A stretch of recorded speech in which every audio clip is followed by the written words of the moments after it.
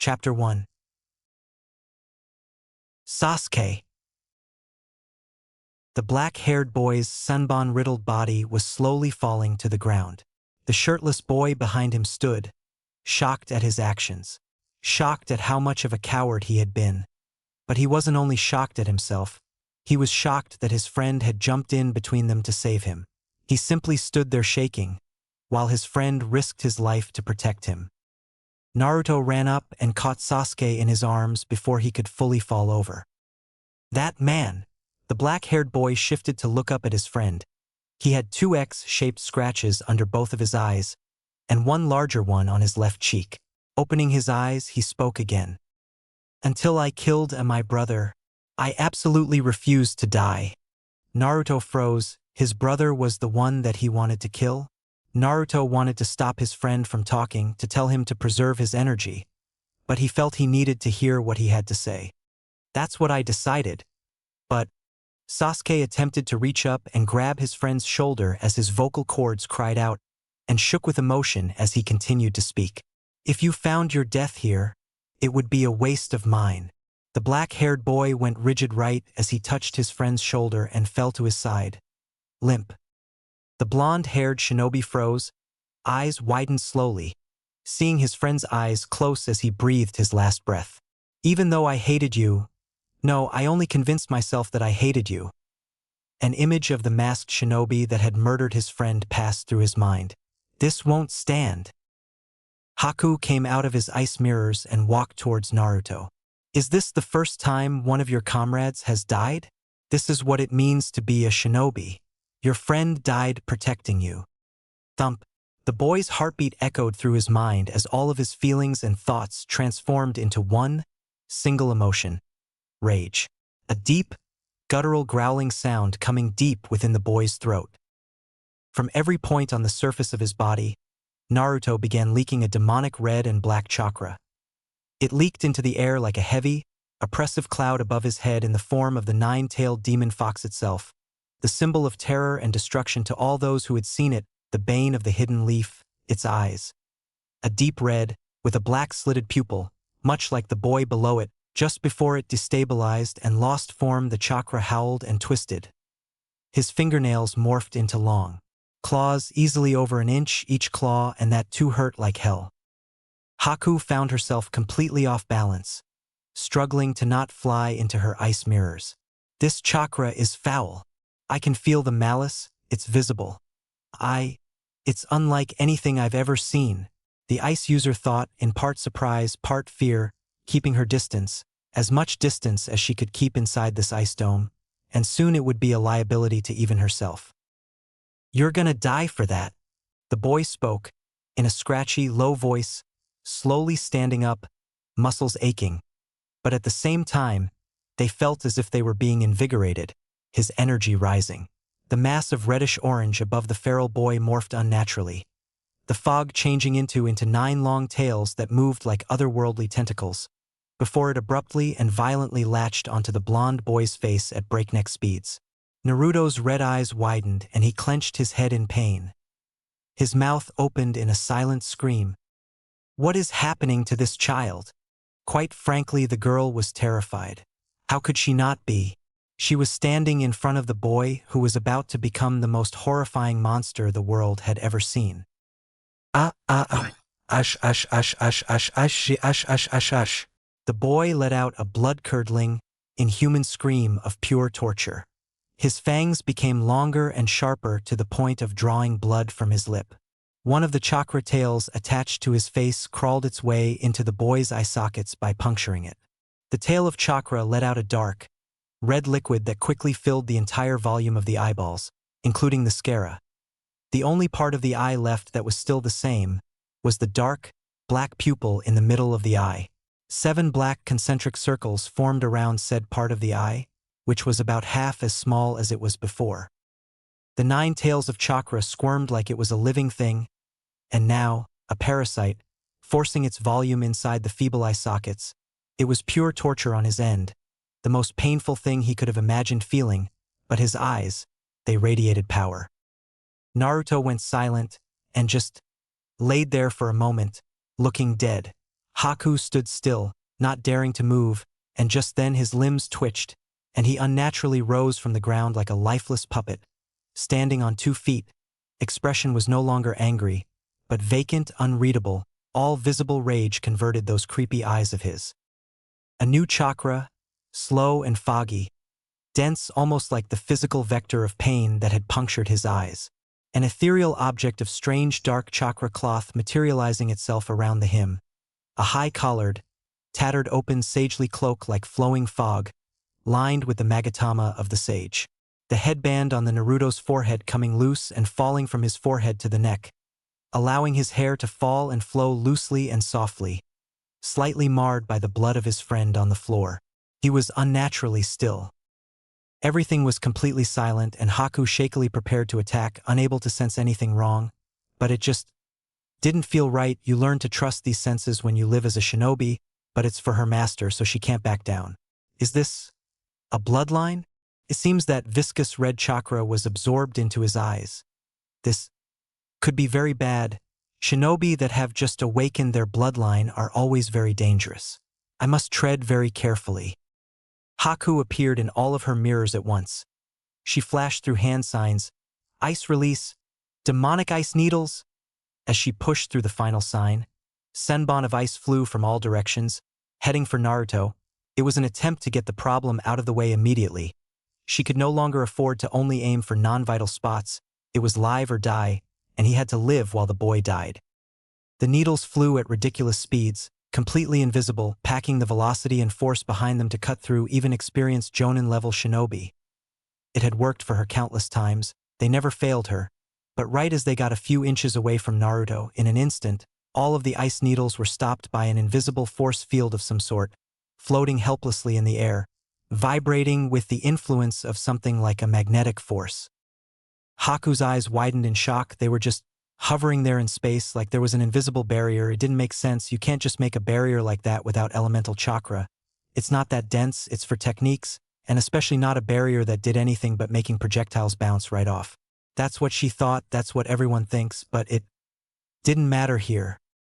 And then it happened. The very air itself shook and warmed, and with a forceful shockwave that broke the sound barrier, the chakra-infused ice needles went back in the path they came from, flying through the air like bullets, many times faster than they were thrown.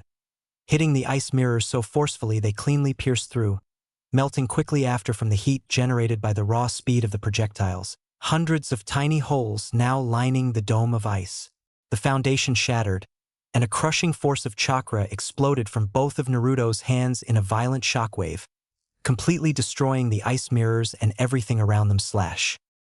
A large explosion of dust and debris extending high into the sky shook the entire bridge at its foundation, even making Sakura and the bridge builder on the other side tremble as the boy's intense, blistering chakra scorched the bridge, turning the area around him to nothing but ash and embers. A crater about 6 meters wide and a meter deep was created under Naruto's feet. Trailing all the way to both sides of a bridge, a large divot of destroyed and burnt pavement created by the blast of chakra that came from the boy's hands. Sharp fragments of the blackened pavement stuck out of the ground in the trail of obliteration following the path of his hands at the right and left. Naruto jumped out of the crater, landing with grace and absolute silence. With Kakashi a few moments earlier. Lightning blade. Kakashi dashed towards Zabuza at an invisible speed, his dogs biting at his enemy ruthlessly, holding him by his limbs while he struggled to get away. As Kakashi neared striking distance, he brought back his hand and stabbed down straight through the heart. He coughed up blood through his face wrappings as he fell to the ground. Cursing through his teeth, he couldn't even speak his last words. The demon of the hidden mist, former member of the 7 swordsmen of the mist, was finally finished. There was, however, no time to celebrate, because the threat isn't over. He needed to take action. Kakashi's dismissed his ninja dogs, sending them back to the summoning realm in a puff of white chakra smoke when the ground shook violently and a loud explosion rung through everyone's ears. A large dust cloud blasting past them.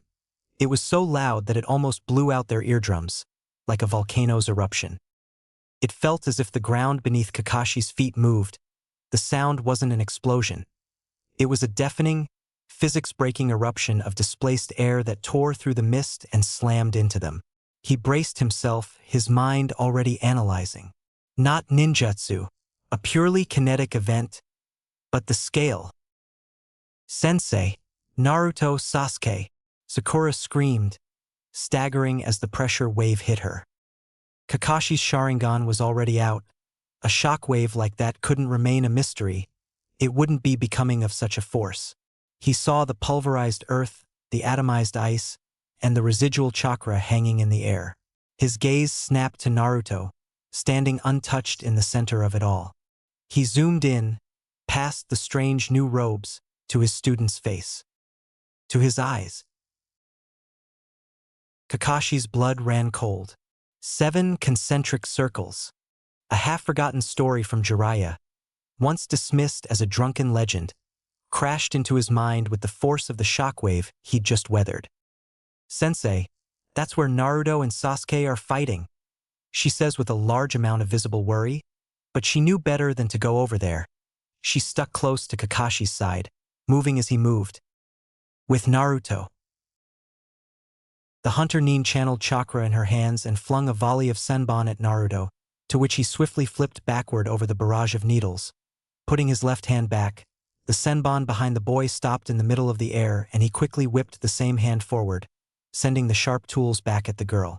Haku, not expecting this, couldn't react quickly enough to move out of the way of all of the senbon. The girl's right arm was peppered with almost a dozen senbon. She grunted in pain, but kept moving, pulling a kunai out of her holster. She dashed at Naruto with the kunai at nearly invisible speeds. Naruto bent his entire body backwards, completely avoiding the girl's attack. Right as she flew over him, Naruto whipped his right arm out towards Haku, using the girl's long hair to his advantage. He grabbed it and whipped her towards the floor in a forceful slam. The girl's body bounced up from cracked concrete as she coughed up blood from her mouth, eyes dimming with the loss of breath, but the blonde wasn't done. Ducking low to the ground, Naruto used his right arm to push himself up off of the ground. Flipping his body in midair, the boy hit the masked Nin with a reverse roundhouse kick in a blur of speed right as she reached the height of the bounce, sending her flying into one of the slabs of charred concrete protruding out of the ground, shattering it. Naruto materialized a sharp, black rod into his hand and whipped it at the girl's arm, using the momentum of his flip to send the weapon flying at invisible speeds. It connected with a wet squelch and crack. Haku grunted in pain and fell to the ground, the rod in her arm sent foreign, invading chakra throughout her body that threw her all of her chakra points into a haywire state. She could use part of her body's chakra, but not the other, and altogether it was shaky, but she had to go on. The wounded girl slowly, being careful of her wounds, got up as the strange-eyed boy stared at her eerily, those eyes reminding her more of a machine than a kid.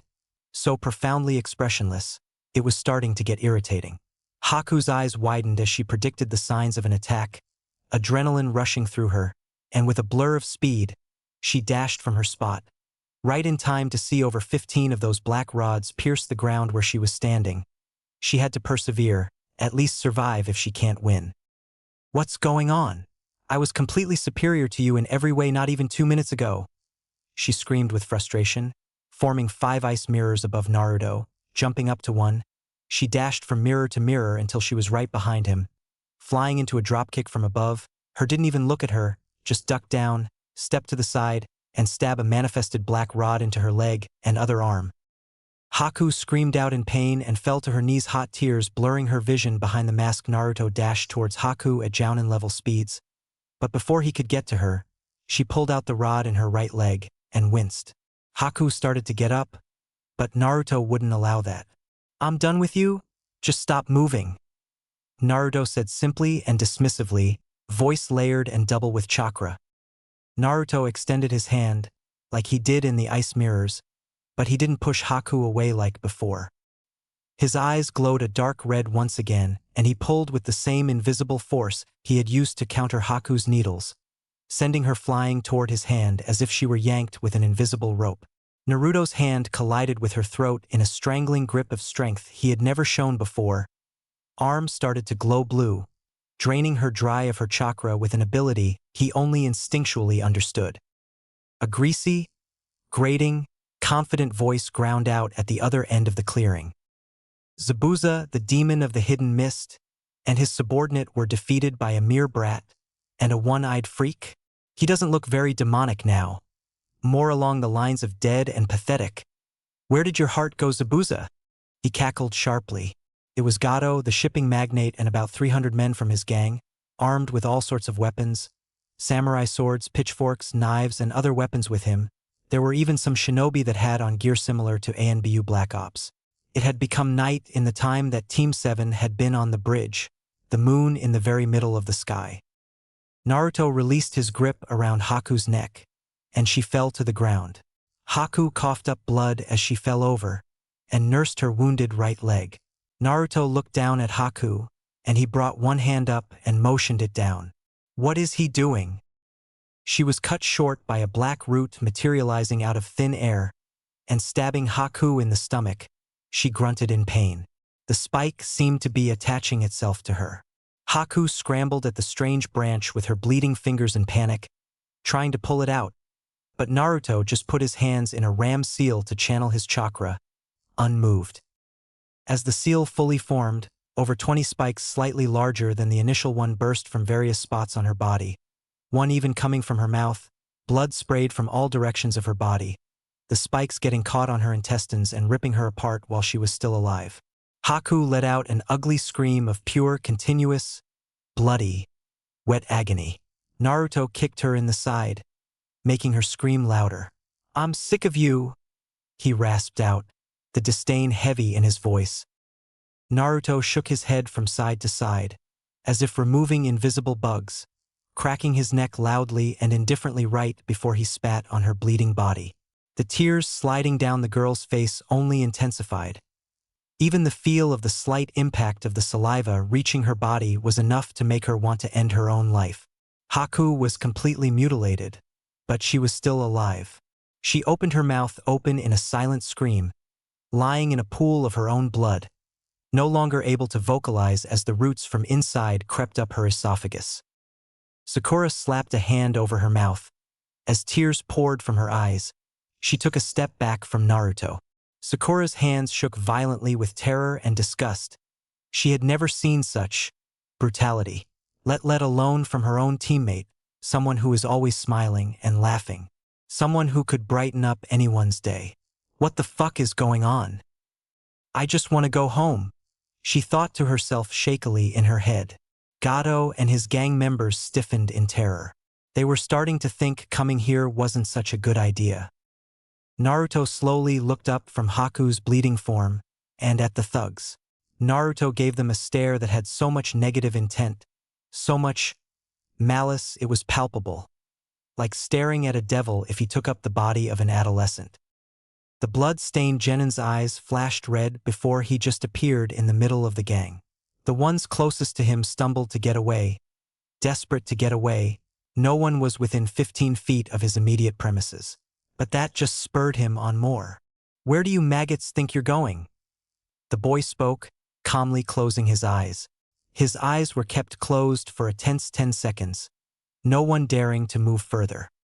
His eyelids slowly opened, revealing eyes that glistened with violence. D. A crackling sound of concrete being torn through with something dense and growing resonated through the clearing as the only warning to giant, dark roots made of a black and red substance busted out of the ground at immense speeds, impaling, exploding, and slithering their way into the bodies of the fools who continued to breathe in his vicinity, ripping them apart from the inside. All those grabbed by these vines would meet this fate, blood spraying from the now pressurized bodies of collective thugs, withering away and drained dry by the absorptive capabilities of the strange tree structures. Their screams were wet with blood, a gurgling sound coming from the men's throats as the life was ripped from them. There was so much blood it created a red mist that gave off the illusion that the moon was a glowing crimson. It was as if the sky reflected the instability of the boys' emotions, and every soul left on the bridge was able to see the growing smile of empty mania on the boy's face. Naruto looked to Gato, still smiling unervingly, slowly approaching the small man, not caring that he was shin-deep in blood. The tiny, fat man slowly backed up, eyes wide with terror. This boy, no monster, had killed all of his men, and from the looks of it, he would be joining them soon. Wait. I'll do anything.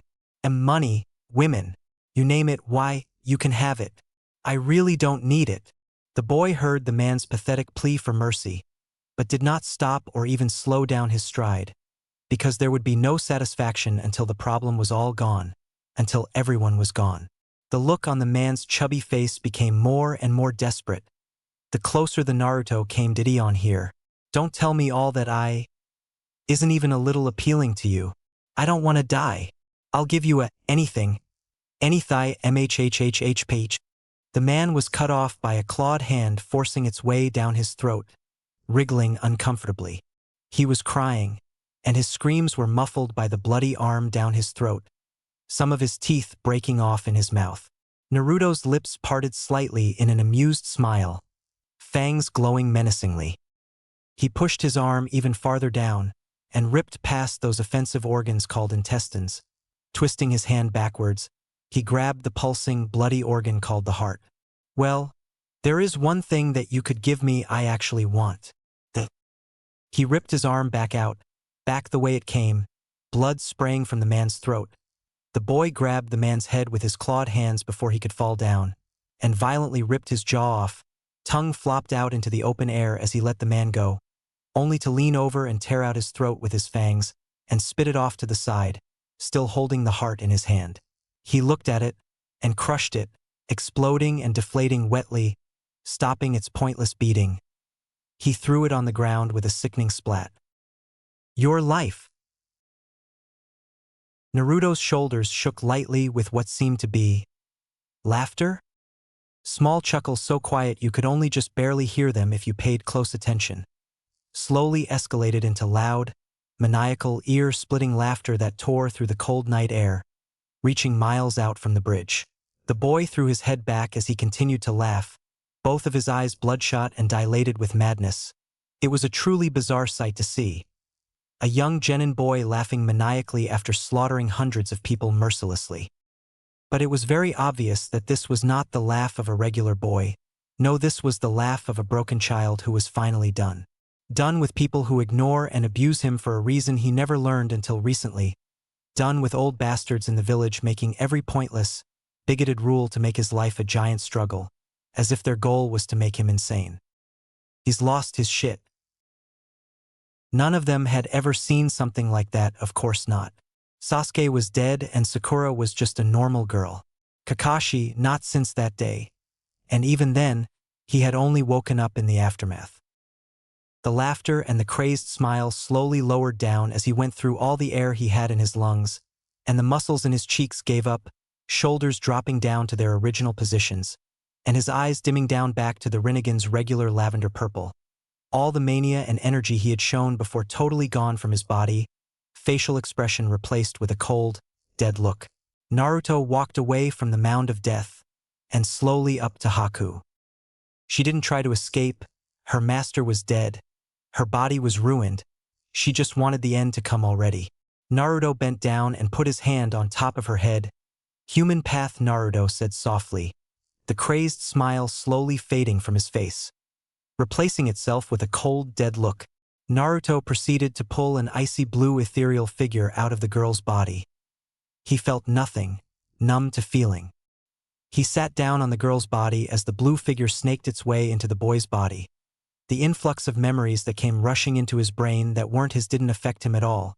At that moment, only one thought ran through his mind. What's the point? He sat there, limp for a few minutes. The bridge eerily silent. Then he stood up slowly. Sakura didn't dare to move even an inch, too shocked and terrified. Naruto slowly walked forward towards Sakura, Kakashi, and the bridge builder with a wide-eyed stare, not one of surprise but of nothing. Strange, layered, whispering voices tickled the edges of his consciousness, speaking unintelligible curses in his ears.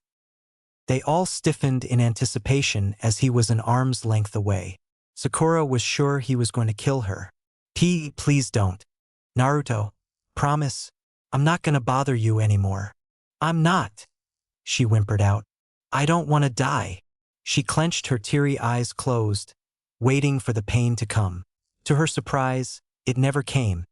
She opened her eyes hesitantly to see him walking right past her, as if she wasn't there in the first place. Still staring ahead, eyes not moving even a tiny amount, he kept walking. All Kakashi and Sakura could think was, the only thing you would ever be able to think of in a situation like this. Naruto wouldn't do something like this, so why did he? They would soon figure out as they looked to see what he was walking towards. Shock, that's all that registered at the moment. Naruto was walking towards a person. On the floor. It was Sasuke. It was Sasuke Uchiha's lifeless body. Naruto Uzumaki barely registers the wet feeling on his feet. He looks down and sees his best friend. Dead. Crouching down to pick the boy up, he stumbles and falls to his knees. He picks the boy up, not registering the fall, or the blood splattered on his face. Tears of blood beaded and spilled down from twin Rinnegan. This is hell. Naruto pulled a kunai out from his holster and held it to his neck. Kakashi pushed it into high gear, sprinting as fast as he could with his exhausted body. Another important one lost to suicide? He couldn't let it. But it wasn't enough. Shit. At this rate, I'm not gonna make it in time. The Jonin sensei thought in despair, quickly running out of hope that he was going to be able to stop him and save his sensei's son, seeing the blade inching closer and closer to his neck. He thought it was all over when the blade was just about to enter his neck, but instead of the rush of thick, viscous, crimson liquid and the influx of pain he had expected, he felt small arms wrap around him, a wet, warm sensation on his back, and something that sounded vaguely like crying. The voices were gone now, pushed away by the warm sensation. He slowly moved the deadly blade away from his neck cautiously to look at what was on his back. What he saw shocked him. It was Sakura, his lifelong crush who was clinging to him for dear life, eyes wide open. Her small arms were wrapped around his now bare chest, as his cloak had been ripped off by one of the roots that he summoned from the ground, unable to fully control his powers yet. The girl's face was buried into his upper shoulder. The girl's breathing was extremely erratic and quick, but light and soft, yet at the same time like she had run a marathon. It was very clear that the girl was shaken. Sak Ura. Naruto, what are you doing? You idiot. The girl poured her heart out as she clutched him tighter as she closed her eyes tightly, tears falling. Her lips closed tightly as her breathing became panicked and labored, a pathetic whimper coming from her throat. Naruto was so shocked he was snapped out of his daze and fell backwards into the dark pool of blood. Sakura fell with him in unison, blood splashing up from the ground. The red, almost black liquid splattered over Sakura's relatively clean figure. The world seemed to be moving in slow motion.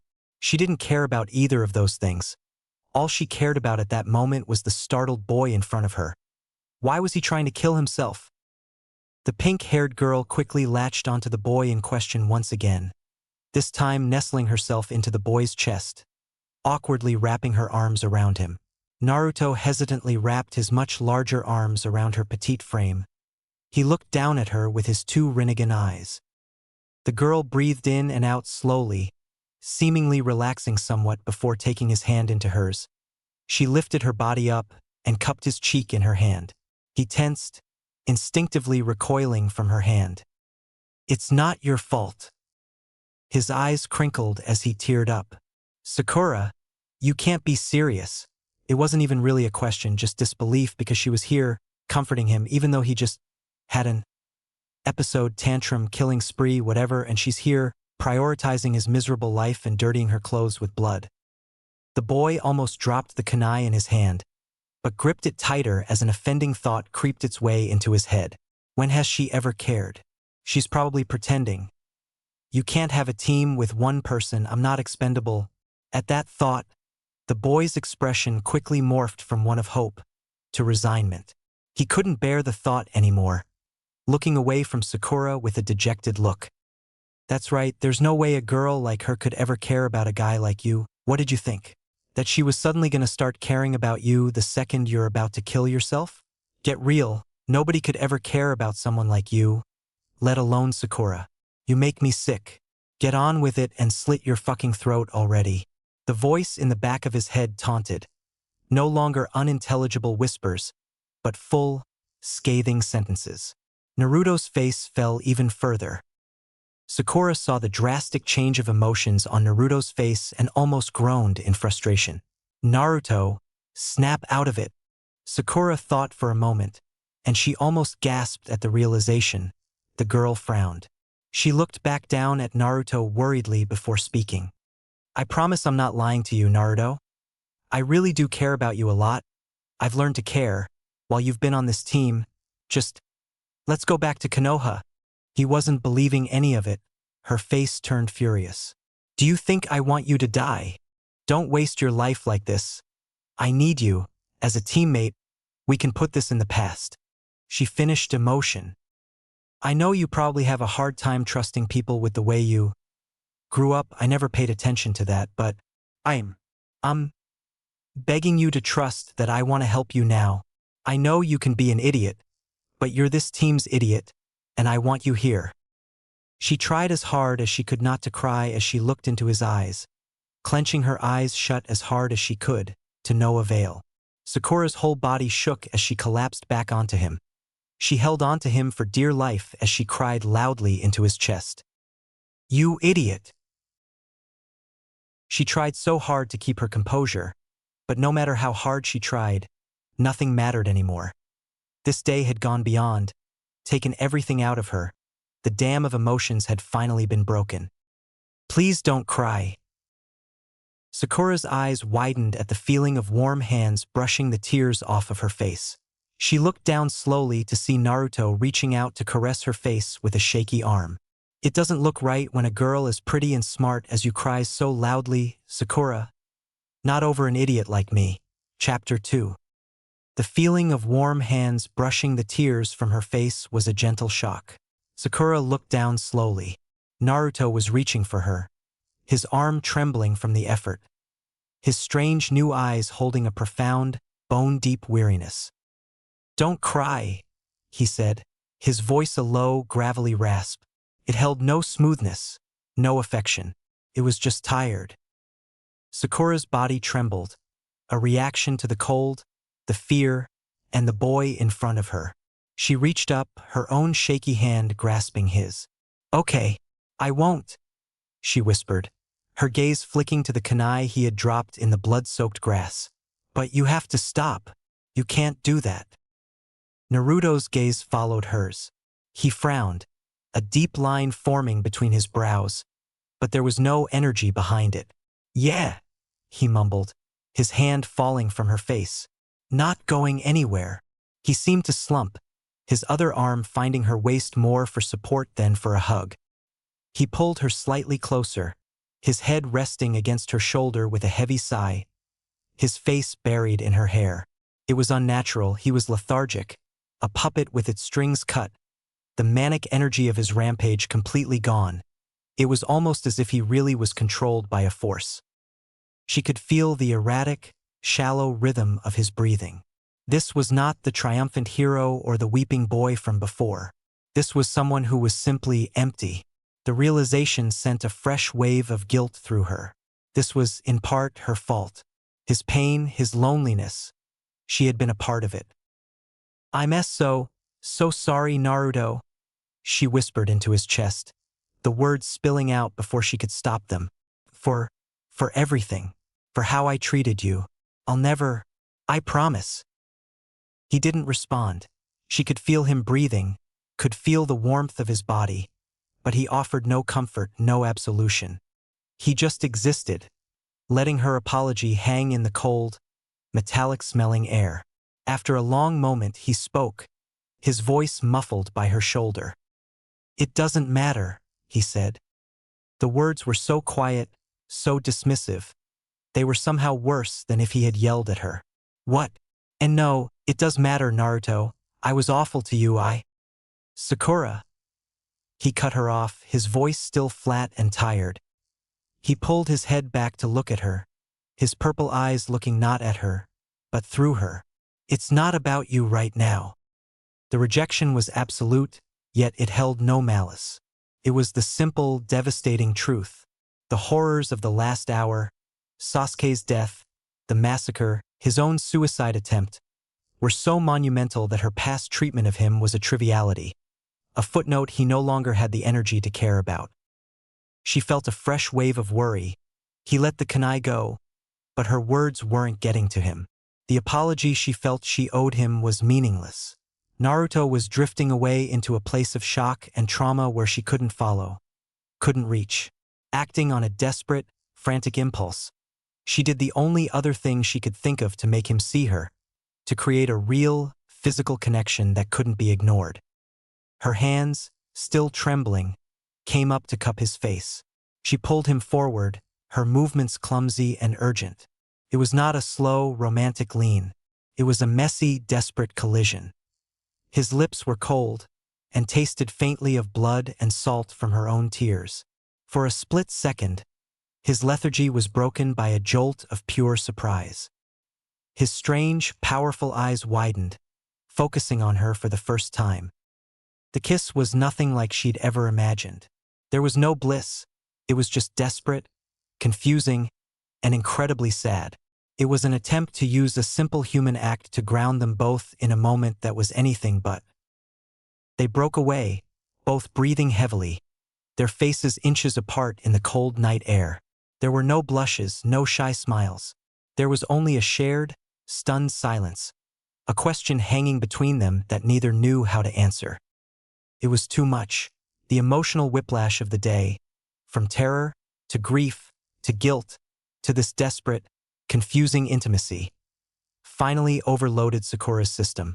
A look of profound fatigue washed over her features, her eyes rolling back slightly as she went limp, collapsing forward against his chest.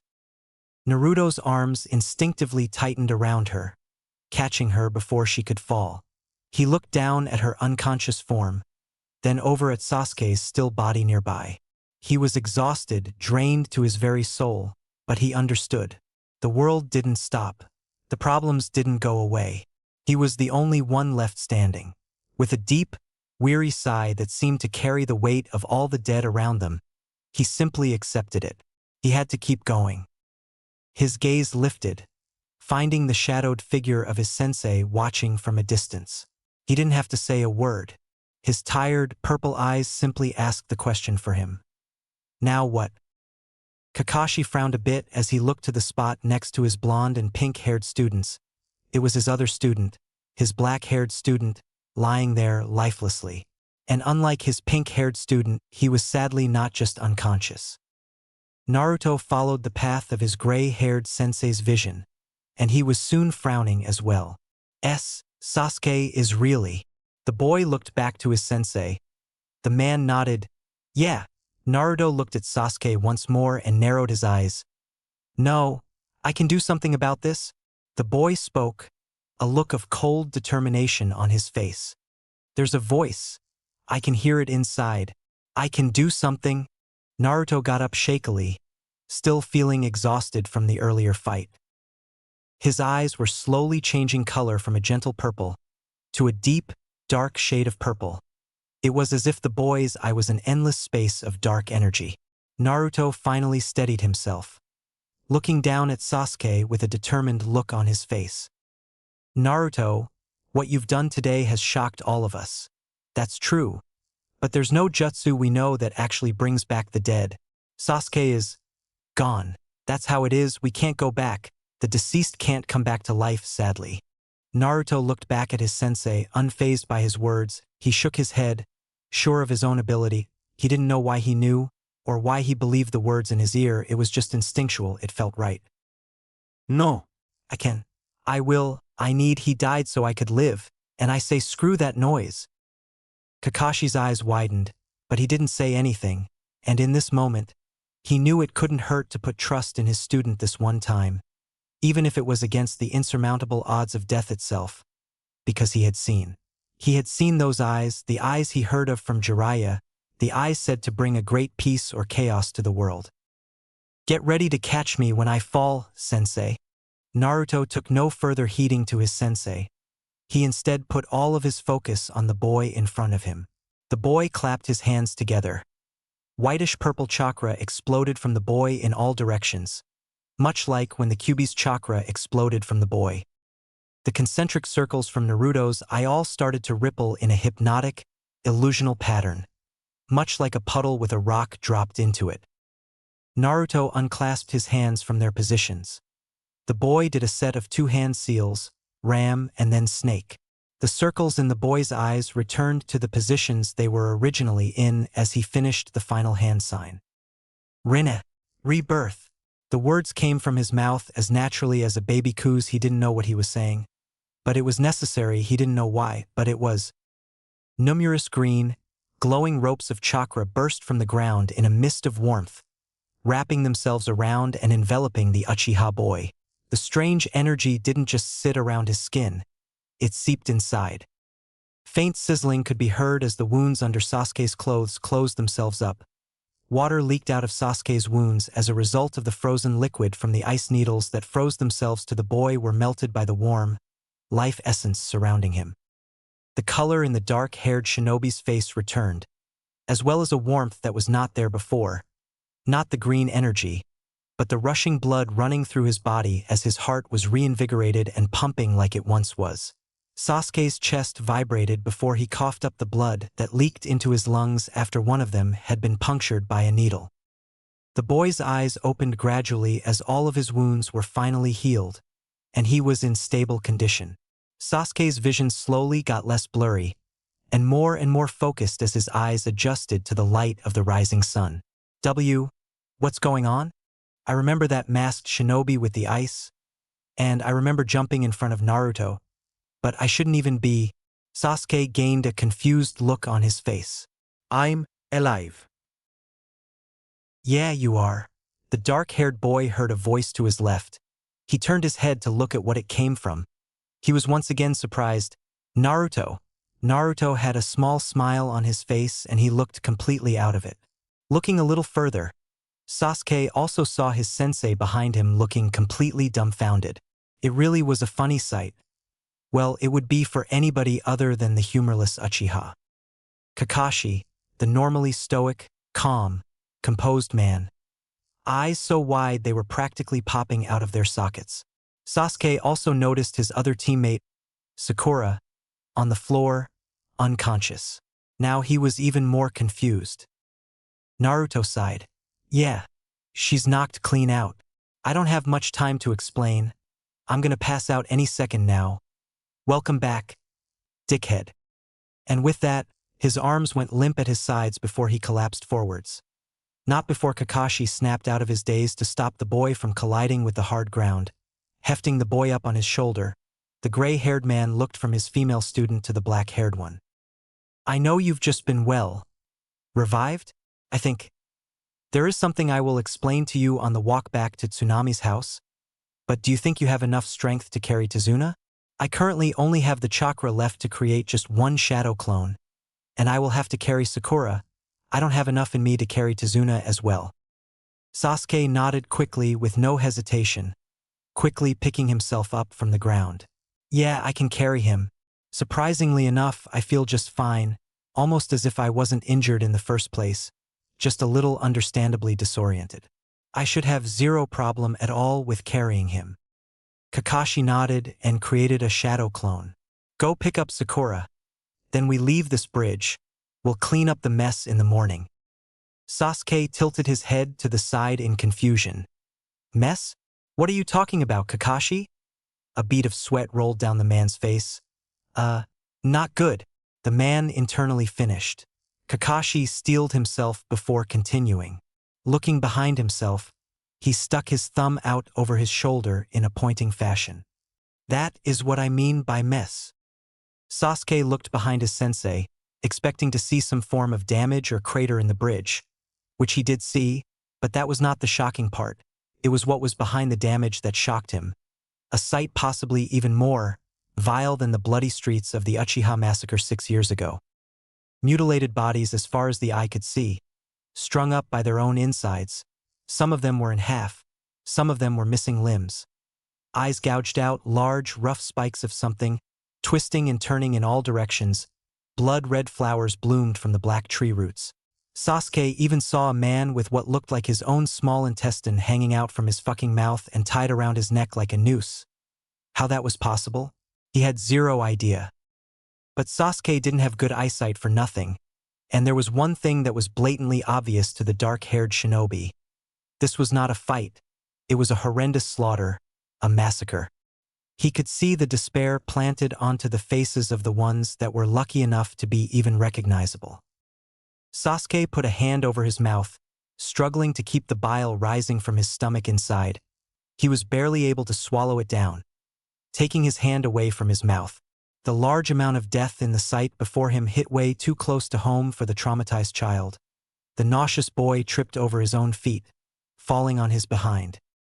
Who could have done something like this? The boy turned to the gray-haired man behind him, looking for answers. The man frowned with sadness and regret, but not regret for the sight before him. Kakashi turned his head to the side to look at the unconscious blonde genin on his back. Sasuke's eyes widened in disbelief. Naruto did that? Kakashi nodded. But that's not possible, he isn't capable of that. And, how am I alive? Kakashi let out a sigh.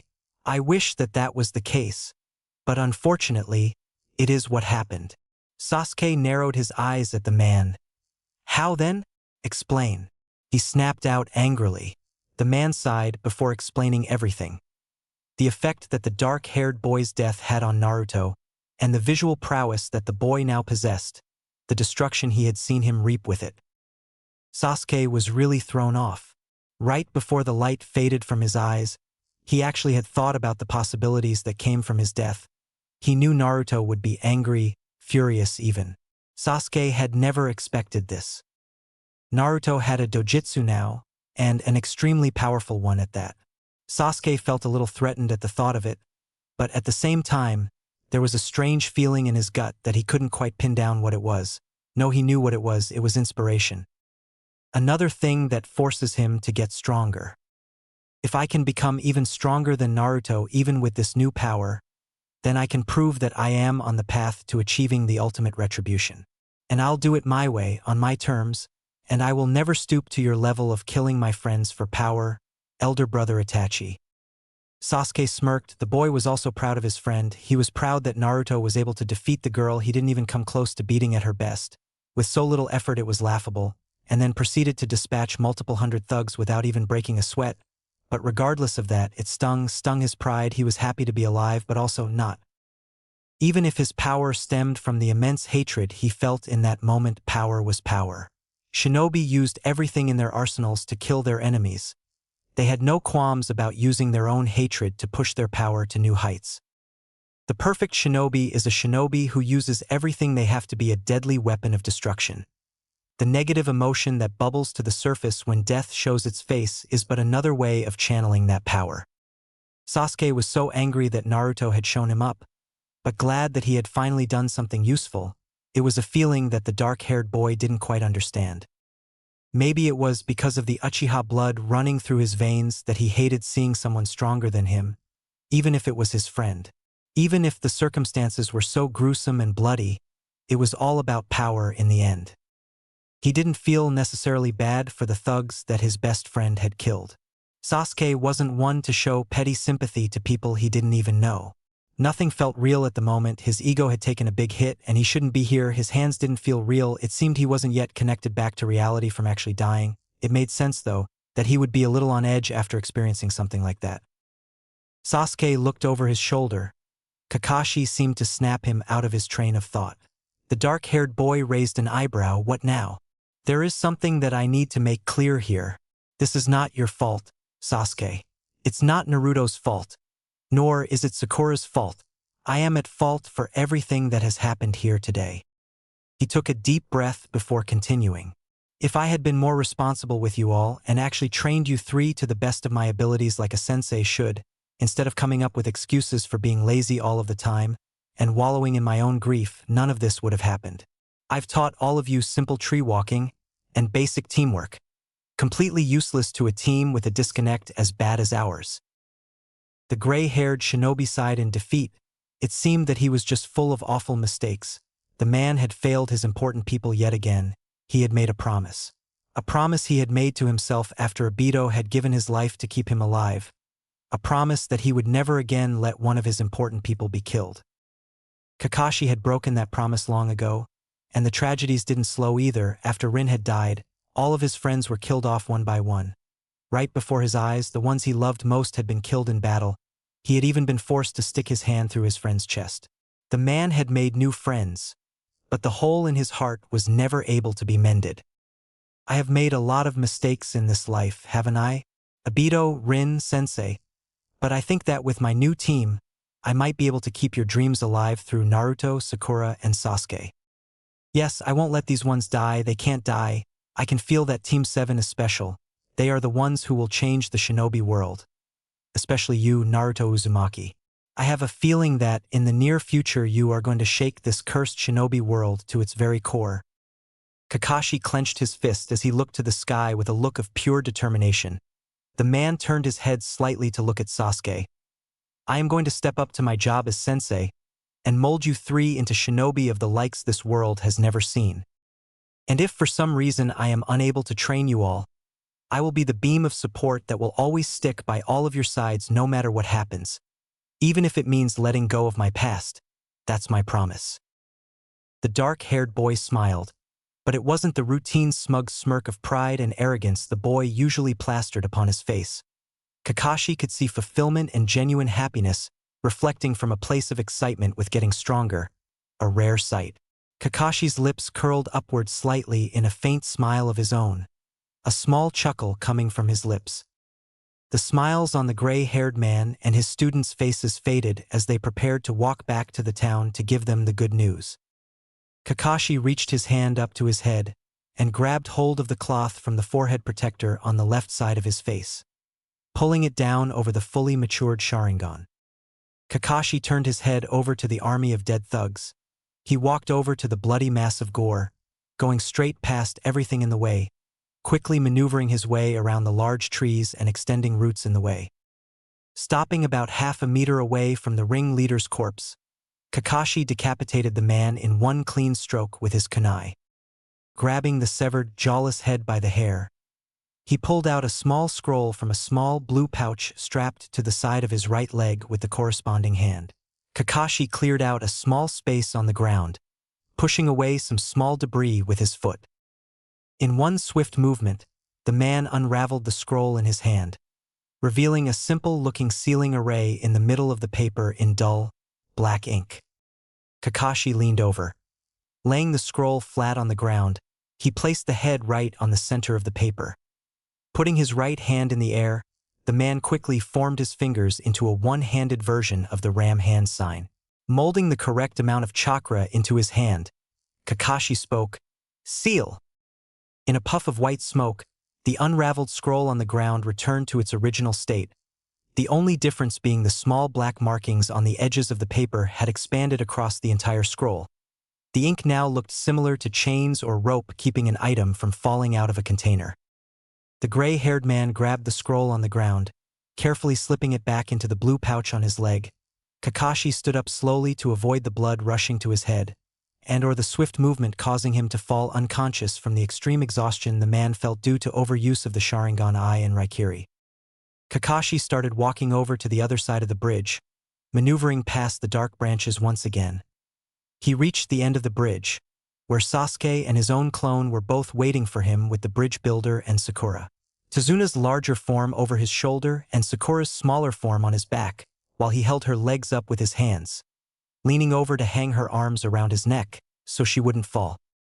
The gray-haired man walked up to his unconscious blonde student and hoisted him up on his back, the same way as Sasuke. He turned to face Sasuke. "It looks like everything that had to be done here has been done. I see no reason to stay here now. We'll come back to the bridge tomorrow morning to clean up the mess. For now, we have to get Naruto, Sakura, and Tazuna rested back at Tsunami's. And by the looks of things, Naruto will probably be out for a few days minimum." Sasuke had expected that already. After everything he had heard from his sensei, it was obvious that his blonde teammate wasn't just going to pop right back up like nothing happened at all. One doesn't just bring back the dead with no repercussions, after all. Godly powers or not. The Uchiha boy glanced at his sensei before looking back towards the other end of the bridge. If we wait until tomorrow to clean this up, it will only cause us more trouble. At the moment, Sakura and the bridge builder aren't all that injured. Sasuke looked from Tazuna to the unconscious pink-haired girl before continuing. Sakura only has a couple scratches on her, but for the most part is completely fine. And the bridge builder isn't even wounded at all, but you and Naruto are a different case. You will have to rest. If we leave the mess here with the amount of blood and corpses even with just one day, the smell of decomposition will be too strong to ignore. Flies will come and lay their eggs, and I don't even want to imagine cleaning that up. Kakashi's face turned comically green at the thought of having to clean up that mess. The man quickly shook his head back and forth. Yeah, no. Definitely not a good idea now that I think of it. Feeling replenished enough to burn that with a fire jutsu? Sasuke nodded, turned to the pile of corpses. Running through multiple hand signs in quick succession, the Uchiha arched his index finger around to touch his thumb, and spat out a fireball large enough to almost reach the width of either side of the bridge. Fire style, fireball jutsu, shouted Sasuke. The large ball of fire sped its way to the other side of the bridge. Reaching the mound, the fireball quickly engulfed the entirety of the bloodied pile of bodies. The sound of burning flesh and wood could be heard by both of the shinobi on the other side of the bridge. The strong stench of death dispersed as the blackened and dirted smoke particles that rose from the crackling bonfire were carried away with the wind. The moisture that lingered in the air had already slowly started to die down the fire that surrounded the end of the bridge. Sasuke and Kakashi both felt singular tiny droplets of water hit their heads respectively. Then, within seconds, the two shinobi felt and saw more and more droplets of water rain down from the sky, until before they knew it, they were soaked in water. The fire had died down significantly. Kakashi looked up to the sky, letting the drops of water hit his face. Seeing the blanket of clouds that appeared to be a light shade of purple covered the early morning sky. Sasuke looked to the right of the bridge. The shining sun could be seen just above the horizon, and above the silhouette of a large forest scape in the distance that curved around to the east, all the way back to the Leaf Village. A spread of a magical yellow and deep royal purple in between the ocean and the clouds in the sky. Soft waves could be heard as the water from the seemingly endless sea brushed against the sandy shore. A red and white lighthouse stood on top of a small ocean island about a mile east of the bridge. Beautiful. That was the only way to describe it. It was a somber, subdued, melancholy scene.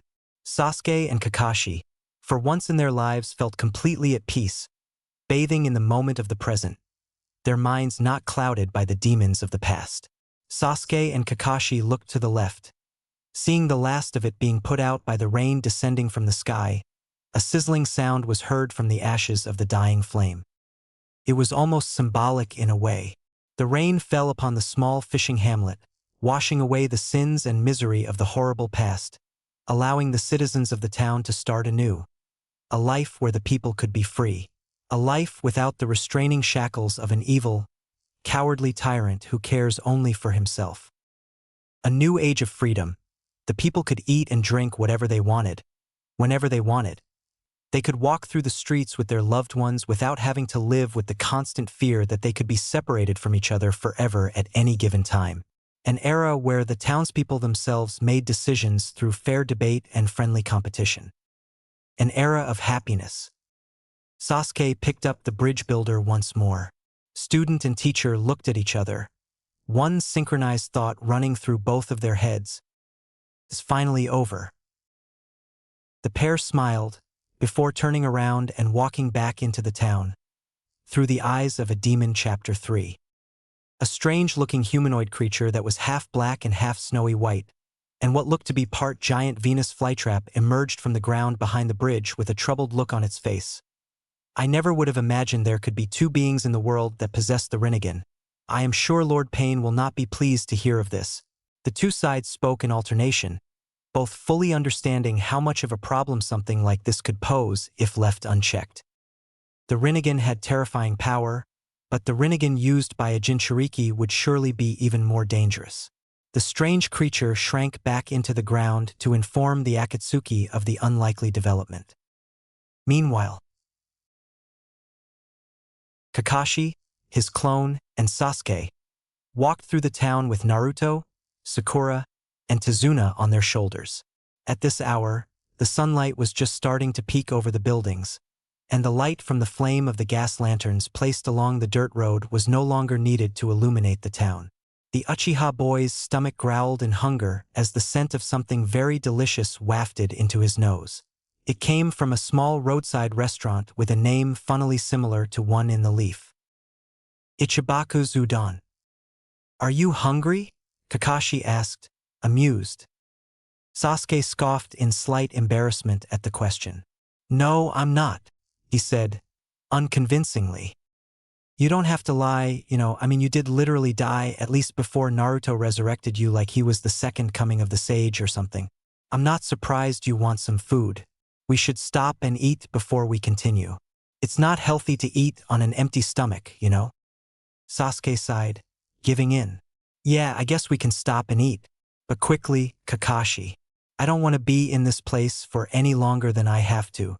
I'm already sick of this damn country. I want to go back to the leaf already." Kakashi waved his hand in dismissal. Yeah, you're the one with the grumbling stomach, Sasuke. You can't fool me," the man said, amused. "Shut up, Kakashi." Kakashi laughed. "Whatever you say, Sasuke Akamichi." Sasuke groaned in extreme annoyance. He just could never win with this man. "Let's just eat already, damn it. And that isn't my name, Kakashi." All right, I'll stop. Let's just go in and eat already, geez. No need to yell." Sasuke's face contorted with comical rage as he reached his breaking point. "I literally just said that." Cawing and the sound of wings flapping could be heard as a murder of crows flew away, startled by the boy's nuclear outburst. Kakashi patted his stomach with satisfaction as he and Sasuke walked out of the restaurant and back onto the dirt road. Kakashi spoke, "I bet you're glad we ate, huh?" "Yeah," Sasuke responded. There was a guy outside the restaurant selling umbrellas for cheap, so Kakashi bought two so they wouldn't be wet when they got back to the house. The rest of the walk to Tsunami's house was spent in a comfortable silence. The only things to be heard were the sound of the birds chirping, the soft waves of the ocean, the thousands of droplets of rain hitting the earth, and the nylon fabric of the umbrella respectively, and the crunch of sandals meeting with the dirt and gravel road. Kakashi knocked on the door to Tsunami's home as he and Sasuke reached the house. The man had used a quick water jutsu to get most of the grime off of all of the team members and then dried them with a wind jutsu before they went into the small restaurant to eat. Kakashi figured the least he could do was clean up a bit before they went into someone else's house. The handle on the door turned softly before it opened. Tsunami stood in the doorway. She opened her mouth to greet the group, but her words caught in her throat at the sight of the team. They all seemed like they had been through a great deal. The masked ninja that was leading the group seemed to be very worn out. His breathing and movements were noticeably labored. The only one that seemed pretty much okay in the group was the black-haired boy in the back who she noticed had an unmoving gray-haired old man slumped over his shoulder. Worry and disbelief entered the woman's features as she looked over to the man. Had he been successfully killed? Her eyes glistened with tears at the thought. "Father!" she shouted out, about to rush forward to check on the man, but a hand from Kakashi stopped her from going further. "Tazuna is all right. He just passed out due to stress. A lot has happened and it's been a very long day. I apologize for worrying you, Miss Tsunami." The woman loosened her posture and a look of extreme relief was shown on her face. The woman breathed a deep breath. Tsunami wiped the tears from her eyes before speaking. "Come inside. I'm sure you all need to rest after whatever just happened. I won't ask." Kakashi sent the woman a grateful smile behind his mask before nodding, and walking inside the house with his clone and Sasuke. They both closed their umbrellas and set them down by the coat hanger to the left of the door. Tsunami stopped walking and turned around once the dark-haired boy closed and locked the door behind himself. "I can take my father from here. I'll put him in the room we have down here," You guys can go upstairs and use the 2 rooms up there. Kakashi nodded. Thank you for letting us use the rooms. I tried to clean the team off as well as I could, but I could only do so much. Are you sure you don't mind us getting in the beds? Kakashi said with a chuckle. Tsunami waved her hands in front of her face frantically and replied, No, no, no. It's all right. You guys saved our country. You fought bravely and risked your lives out there to free us from that monster Gato. And you protected my father. It would be cruel and ungrateful of me to deny you a bed over some dirt. I'll have some clean clothing ready for you guys when you wake up. Well, if you say so, the silver-haired man said with a laugh. Kakashi and Sasuke walked up the stairs to the left of the door after helping Tsunami get Tazuna into the room she mentioned. The stairs lead them to a hallway with a window on the left side that showed a view of the forested backyard. The early morning sun illuminated the hallway. There were 2 doors that lead to different bedrooms on the right side of the corridor, as well as a bathroom at the end of the hallway. Kakashi and his clone went into the room closest to the bathroom to put Naruto and Sakura down, while Sasuke went into the other room and laid down. Kakashi and his clone stopped next to 2 beds on the left side of the room and very gently laid Naruto and Sakura down, so as to not irritate any injuries they might have received on the bridge. Kakashi walked out of the room and closed the door quietly. Walking into the other room, he laid down on the other bed in the room and drifted off into a deep sleep. Meanwhile, a cloaked man with orange hair could be seen standing on the finger of a large stone statue of a demonic-looking creature. The man had eyes almost identical to the ones Naruto possessed, the only difference being that the orange-haired man's eyes were a light purple, almost silver in color. Pain. He narrowed his eyes dangerously at the black and white creature, causing a bead of sweat to roll down its face. That is not possible, Zetsu.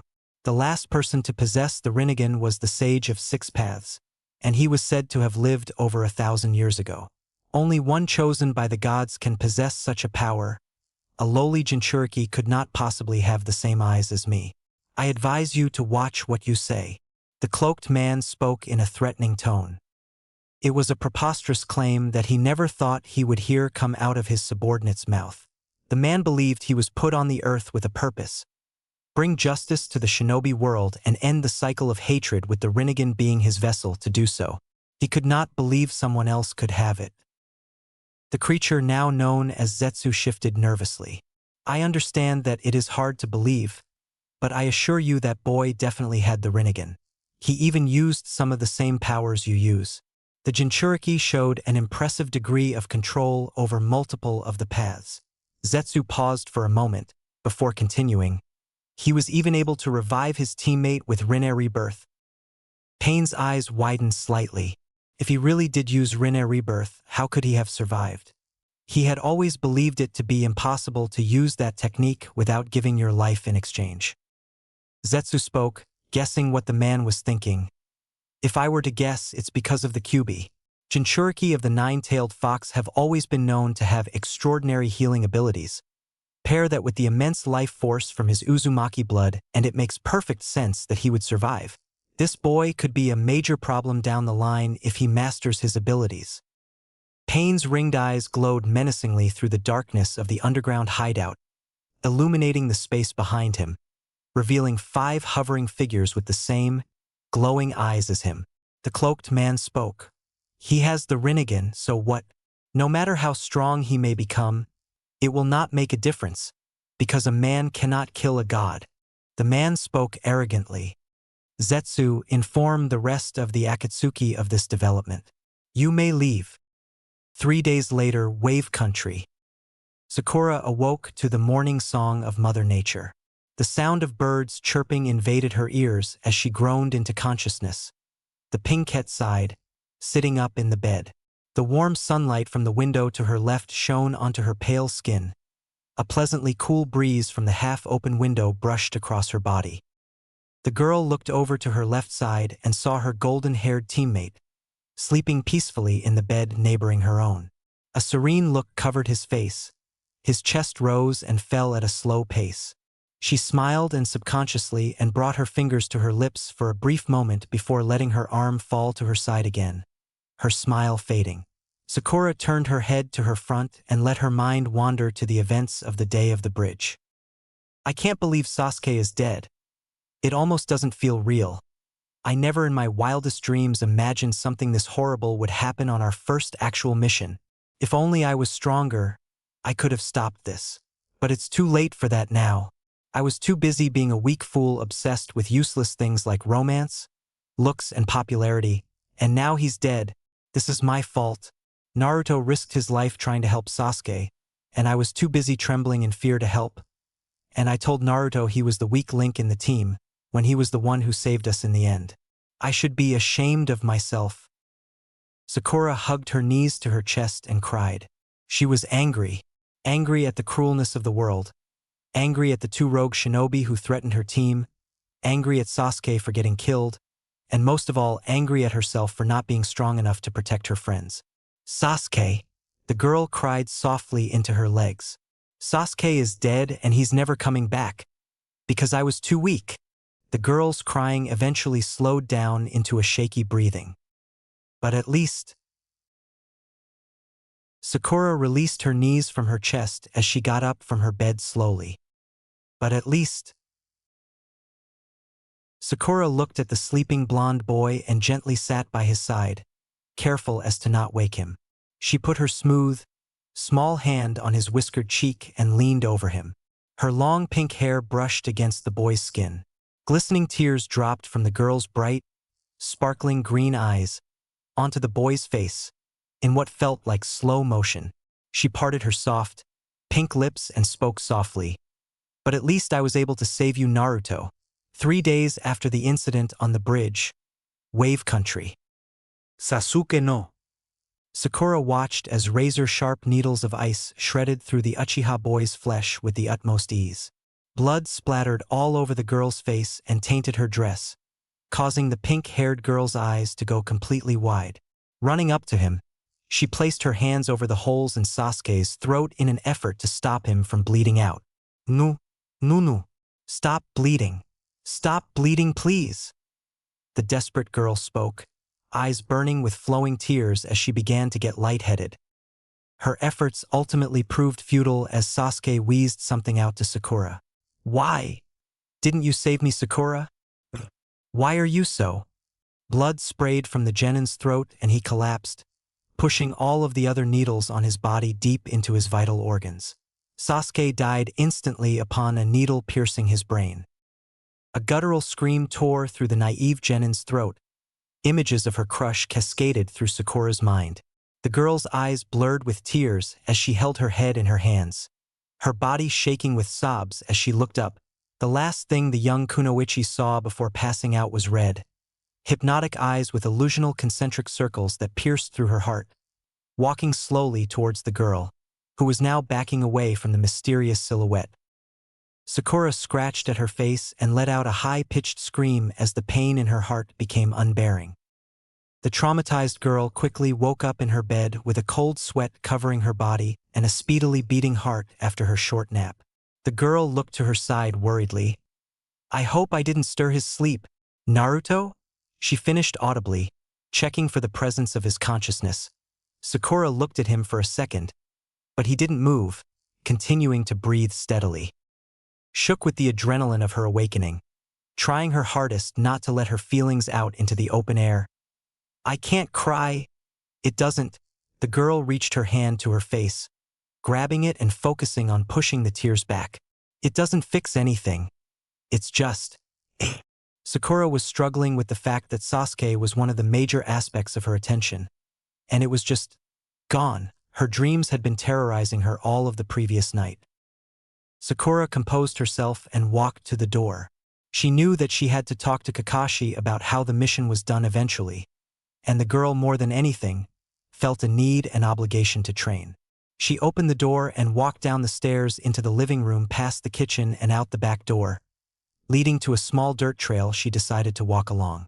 Sakura slowly trenched along the path, admiring the beautiful nature along the way. The pink-haired genin soon came to a clearing surrounded by trees with multiple training posts and kunai targets. Sakura strangely heard the telltale sound of metal clashes from training further inside. That's odd. I know Kakashi-sensei is back at the house. I heard him on my way out, and Naruto is in the bed. Her mind was racing in a way it had never raced before. She swore she just felt something wrong going on here. Sakura peered through trees in an attempt to discover who it was she was hearing up ahead. Show yourself, mystery man. This is a private residence and you aren't allowed to be here. She heard a brief moan of irritation. Sakura looked, but saw nothing but an empty training ground with ninja tools stuck all throughout the area. The girl clenched her fists in frustration in her lack of ability to catch the trespasser. Sakura, a quiet, mysterious voice spoke quietly as she felt a hand touch her shoulder. Ah! She screeched loudly and quickly turned to face the voice, slapping the hand off of her shoulder with a vengeance. The young girl's heart actually froze in shock as she stared directly into the eyes of her supposedly dead crush. Sasuke? Sakura managed to squeak out in surprise. Who the hell are you and why do you look like Sasuke? He died yesterday. The dark-haired boy quickly refuted her theory, saying right after you passed out on the bridge, Naruto revived me with some super draining jutsu and I'm not dead anymore. That's the reason why he's been asleep for so long. That jutsu took a toll on him and he needs to recover. Sakura wasn't believing any of that bullshit. This is just what she wanted, and this would be the perfect trap from someone who may have been watching Team 7's battle on the bridge the previous day. Looks like maybe Naruto didn't get all of Gato's minions after all. A transformation? Well, she wouldn't be having any of that. No one desecrates the image of Sasuke and gets away with it. Sakura's face twisted with rage, and she cocked up a devastating punch and hit the unexpected fake dead in the face with it, sending him hurtling back. Following up, she quickly reached into her shinobi pouch, pulling out 1 kunai with her right hand and 5 shuriken with her left. Sakura dashed forward off her stronger leg and slashed at Sasuke, who had already recovered and rose to his feet. The weapons of the two shinobi clashed into a struggle, creating a small explosion of sparks coming from the metal. Sasuke pushed the girl's kunai back with his own, but was soon shocked when he felt his arm actually being pushed back slightly. Is she actually pushing me back right now? Sasuke increased the strength of his push and easily sent her kunai flying out of her hand. Sakura, damn you bastard. How dare you disrespect him like this? Sasuke grabbed Sakura's right hand and pulled her towards him before sweeping the girl's legs out from under her and viciously kicking her through the air. Damn it, Sakura. It's Sasuke, the Uchiha said with frustration. Sakura quickly regained her balance. Turning her flight into a flip, she grabbed a branch sticking out of a tree and spun around it. Using the throw as leverage, Sakura quickly dashed from tree to tree with her perfect chakra control. The pink-haired ninja circled around behind Sasuke and threw the 3 shuriken in her hand with moderate precision. The Haruno girl smirked as all 3 shuriken hit the Sasuke doppelganger straight on the neck, causing a large spray of smoke. Her eyes widened as she simultaneously saw a kunai-ridden log in the place of the target drop to the ground, along with the unmistakable feeling of the sharp edge of a kunai pressed against her neck. Sakura's eyes dulled in defeat. She had accepted that whatever it was the Sasuke clone wanted to do, she wasn't going to be able to stop him. Sakura, quit playing around. We don't have time to sit around freaking out over nothing. Since you are acting stupid, like I'm a fake or something like that, we'll just have to head back to the house and have Kakashi confirm it. The girl turned her head to look at him slightly, and her eyes widened with surprise when she saw the Sharingan staring back at her. Sakura figured there should be no one around the area that would actually know that Sasuke was an Uchiha. The only people that knew that information was her team. It had to be Sasuke unless they were being watched. She let her guard down as she realized he was really telling the truth about being revived after all. The Pinket's eyes softened and she let a small smile work its way onto her face. Sasuke, I guess you're actually back. The dark-haired genin nodded affirmatively and replied to her after looking at her in wonder. Sasuke had no idea the frankly annoying female was capable of such strength. Nothing spectacular, but she was strong for someone who was usually dedicated to being a fangirl. Sasuke spoke. So can I safely remove this kunai from your neck? Or am I going to have to restrain you with ninja wire? He said, dramatically spinning his tomo, wanting to show off a bit after unlocking it. His ego is bruised, sigh. Sakura blushed. I can't believe you're actually back. Her eyes filled up with tears, but she closes her eyes, thinking back to her nightmare. And then the night of the bridge, she saw his body. She saw him dead, unbreathing, lifeless, and now he's here, no holes, no injuries, nothing. Sakura's lips shook with feeling and she took a step forward. And then another one, and another one. Sasuke steps back, and she reaches forward, pulling him into a tight, emotionally charged embrace. Slamming her eyes shut again, tears rushing down her face.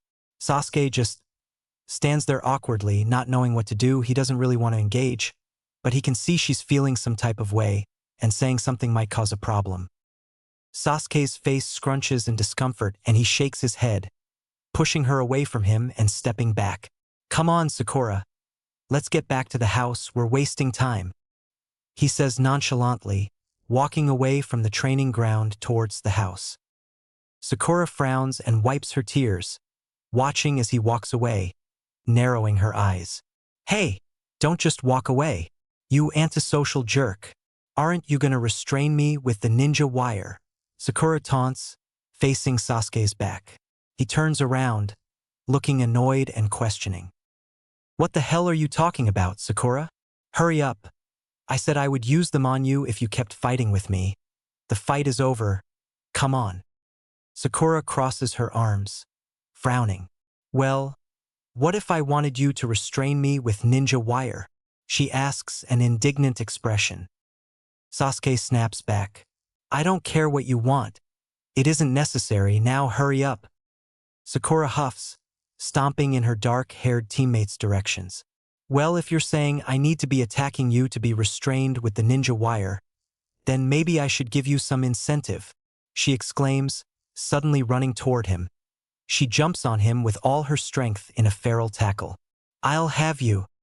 Tsunami's house, 10 minutes later. Sasuke walked back to Tsunami's house with an irritated look on his face, eye twitching in annoyance as he looked down to his right hand and sees a mass of pink hair and a squirming mass tied up in his ninja wires. Sakura screams profanities as she is dragged along the dirt road, glaring right into Sasuke's red, swirling eyes. Damn you for dying! How dare you push me off of you? Her eyes twitch with irritation, not able to take the thought of being rejected again. Finally breaking from all the pressure of all her struggles this turbulent week. I'm the prettiest girl around, you asshole. Sakura vigorously thrashed in her bindings, biting at the wires and screaming angrily. Inner Sakura chuckles darkly as she eyes him with a stick in her hand. Sasuke gulps as she looks directly into his eyes with a look of malice, burning with emotion as she clenches her fist.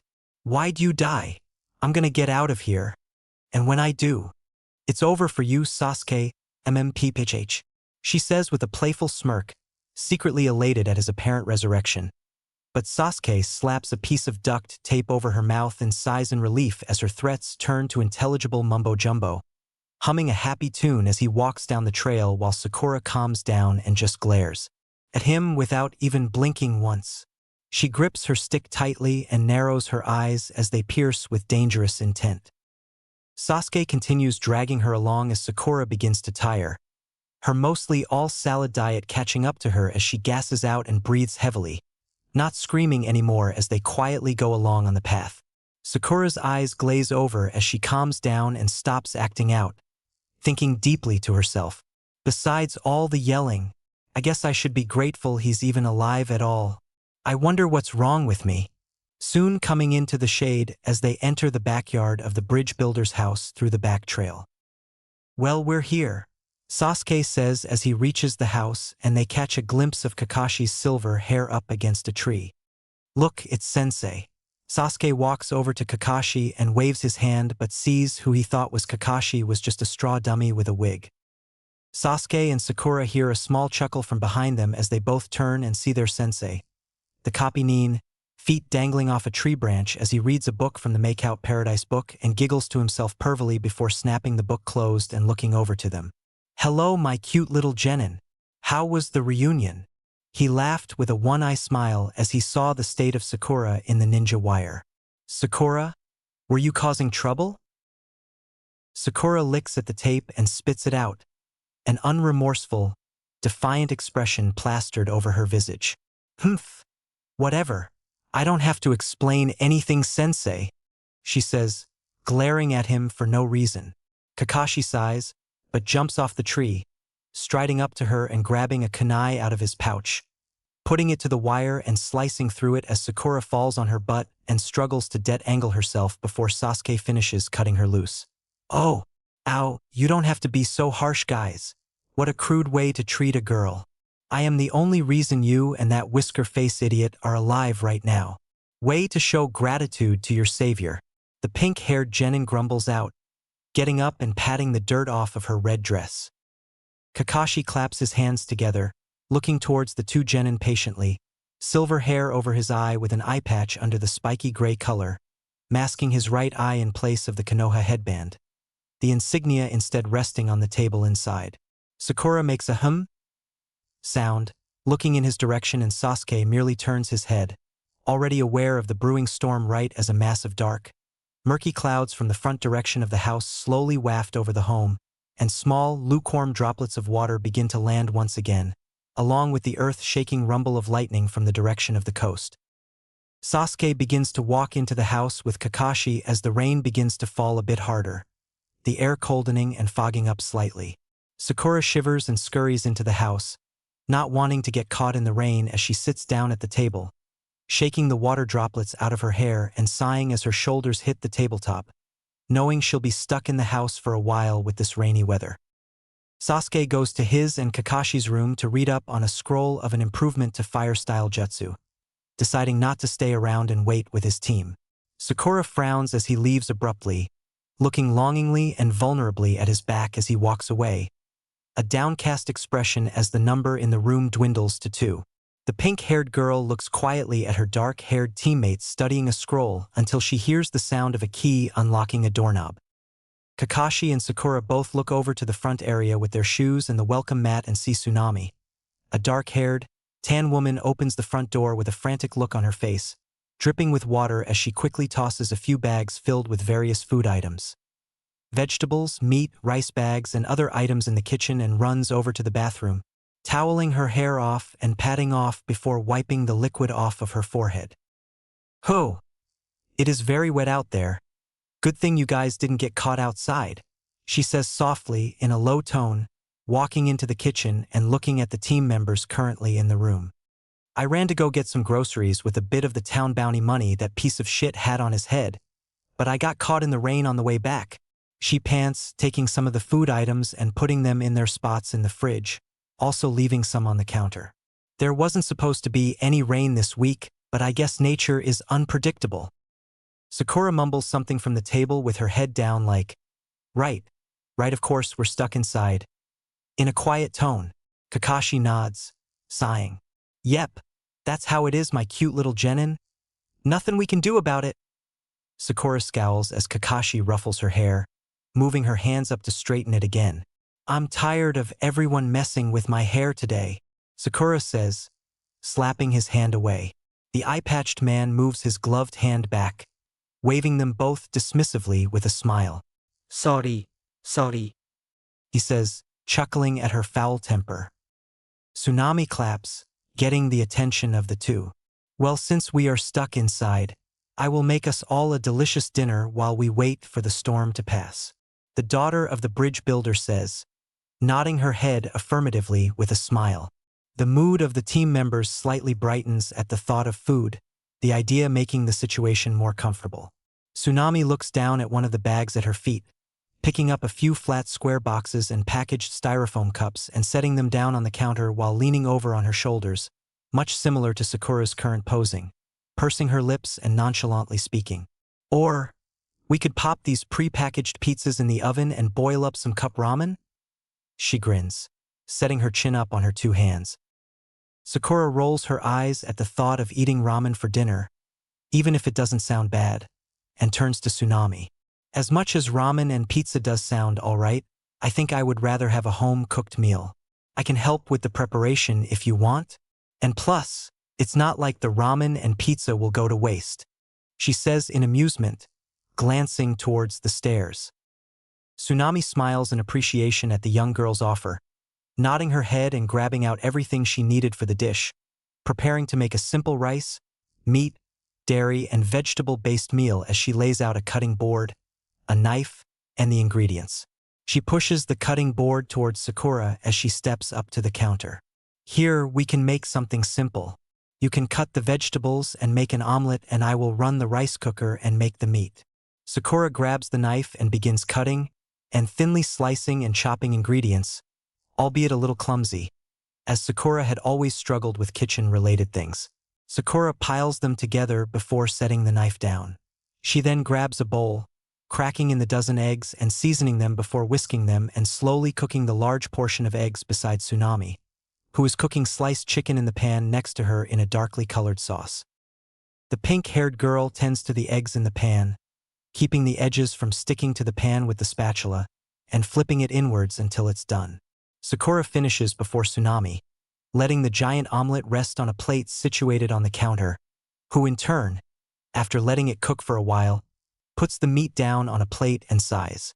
Now to wait for the rice to be done, Tsunami says, seeing the 15 minutes remaining on the timer of the rice cooker.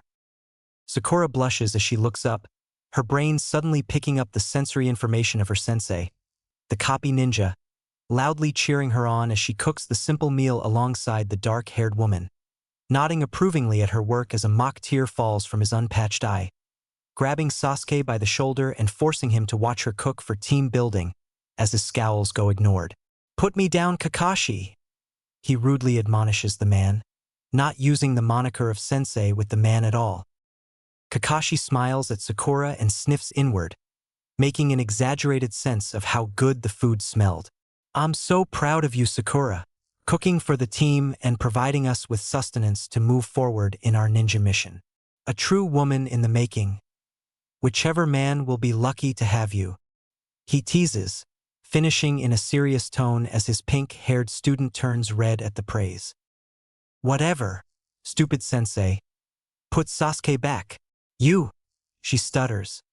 "You're bothering him," the pinkette yells out, turning red from all of the attention on her as she slams her eyes shut. Tsunami giggles, smiling at the girl. "Oh, pish-posh.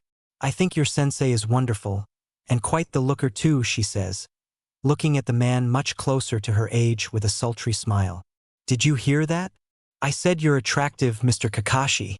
Kakashi blushes under his mask, but his facial expression remains the same. "Oh, well, I appreciate the compliment, miss. I could say the same thing about you," Kakashi remarks, causing Sakura to eye-roll at the thought of their lazy sensei spitting game. Sasuke smirks as he hears this exchange, brushing Kakashi's hand off of his shoulder as he shrugs. "I don't know. Kakashi is the biggest bum I know. I don't think you would want to involve yourself with a lazy hobo like him," he says in Tsunami's direction. Sakura giggles at the insults, ready to add to Sasuke's words, grinning slyly at the dark-haired woman. "Yeah, I agree with Sasuke here. I don't think I would mess with lazy sensei. He's pretty sleazy and even pervy," she says cheekily while rubbing shoulders with the older woman, laughing her ass off on the inside at the look of annoyance under the silver-haired shinobi's mask. He shakes his hands at his sides while chuckling nervously as Tsunami leans in, one eyebrow raising as she stares at him intensely, as if trying to find the so-called perviness on his face. "Pervy, huh?" Kakashi shakes his head frantically, hiding his Make-Out Paradise copy in his bag on the floor with his left hand discreetly.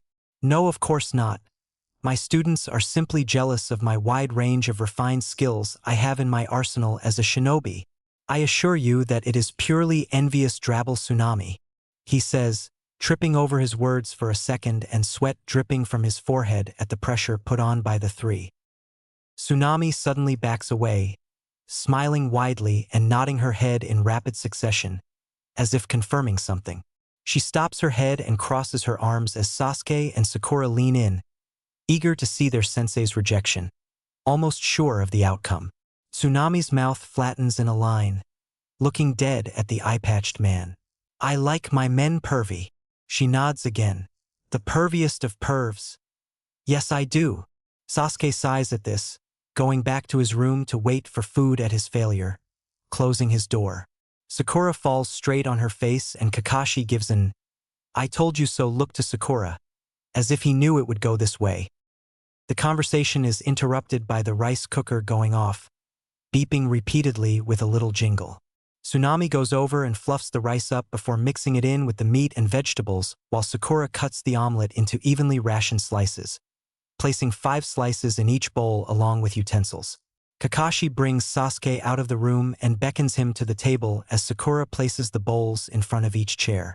Tsunami calls for Inari to come eat, making a smaller bowl for her son as he walks downstairs, smiling sadly as he sits next to his mother. Kakashi gestures towards Sakura and Tsunami before they begin eating, smiling lightly. Everyone thanked these two for preparing the food tonight, as we would be eating store-bought ramen and pizza without them, he says in a light manner. Tsunami smiles. Yes, thank you for helping me, Sakura. She warmly thanks the teen. Sakura blushes as everyone says thank you, sitting down quickly and hiding her face by eating with her head low. They all eat in relative silence, not having all that much to talk about, and not even being able to talk about all that much with 2 civilians at the table. Sakura peeks glances in Sasuke's direction, watching him eat closely. The green-eyed girl's mind wanders as she plays with her utensils, getting nervous. I can't believe I'm actually feeding Sasuke's mouth right now. He is consuming my food. She blushes, gushing and taking a shaky breath with her head low and taking another bite of her food. Sasuke sees her looking at him and sighs, knowing it was inevitable with her obsessive nature, for her to want to see what he thought about her cooking. The food is fine, Sakura. Now stop staring at me, please, Sasuke bluntly asks, calling her out as he takes another bite, chewing quietly. Sakura recoils at his irritated tone, shrinking down in shame and taking smaller bites as she stays quiet and looks away. Ooh, okay Sasuke, I won't look at you while you eat, she says sadly, glancing over to him. I just wanted to dash. Her words get caught in her throat and she shakes her head in defeat. Never mind. Kakashi sighs, thinking while eating his food, all of the angst reminding him far too much of his team when he was a genin, with the relationship between him, Obito, and Rin, and how it progressed as they honed their shinobi skills as the months went on. How did I get the team with so much drama? It just had to be me, didn't it? My worst fears have come true. Teaching a team of genin just like my old one. The table has an awkward, but somewhat comfortable silence as they eat. The fact that the group's almost impossible chances of surviving mostly unharmed were actually beaten gave them all something to be happy about, not able to fully sulk for any reason, as they made it out alive. Sakura takes another small bite of her food, mind wandering to different places as she fidgets with her fingers. It's so quiet here. It feels weird. I feel like it's usually louder, right? I can hear everyone chewing, the pink-haired girl says shyly, taking another small bite of her food. The little boy next to Tsunami, Inari sighs, pushing his bowl away from his body as he finishes eating what he can, looking downcast as stares off into nothing, huffing in displeasure. Inari looks at her like what she said was the stupidest thing to say ever, speaking up. It's just that your group is so boring without Naruto, obviously. He remarks casually, as if it was an irrefutable fact, rubbing his chin in a thinking manner. I mean, without him you're just an emo kid, a pink girl, and a gray-haired pirate with a mask. They all drop their forks and look at Inari and his crude labeling.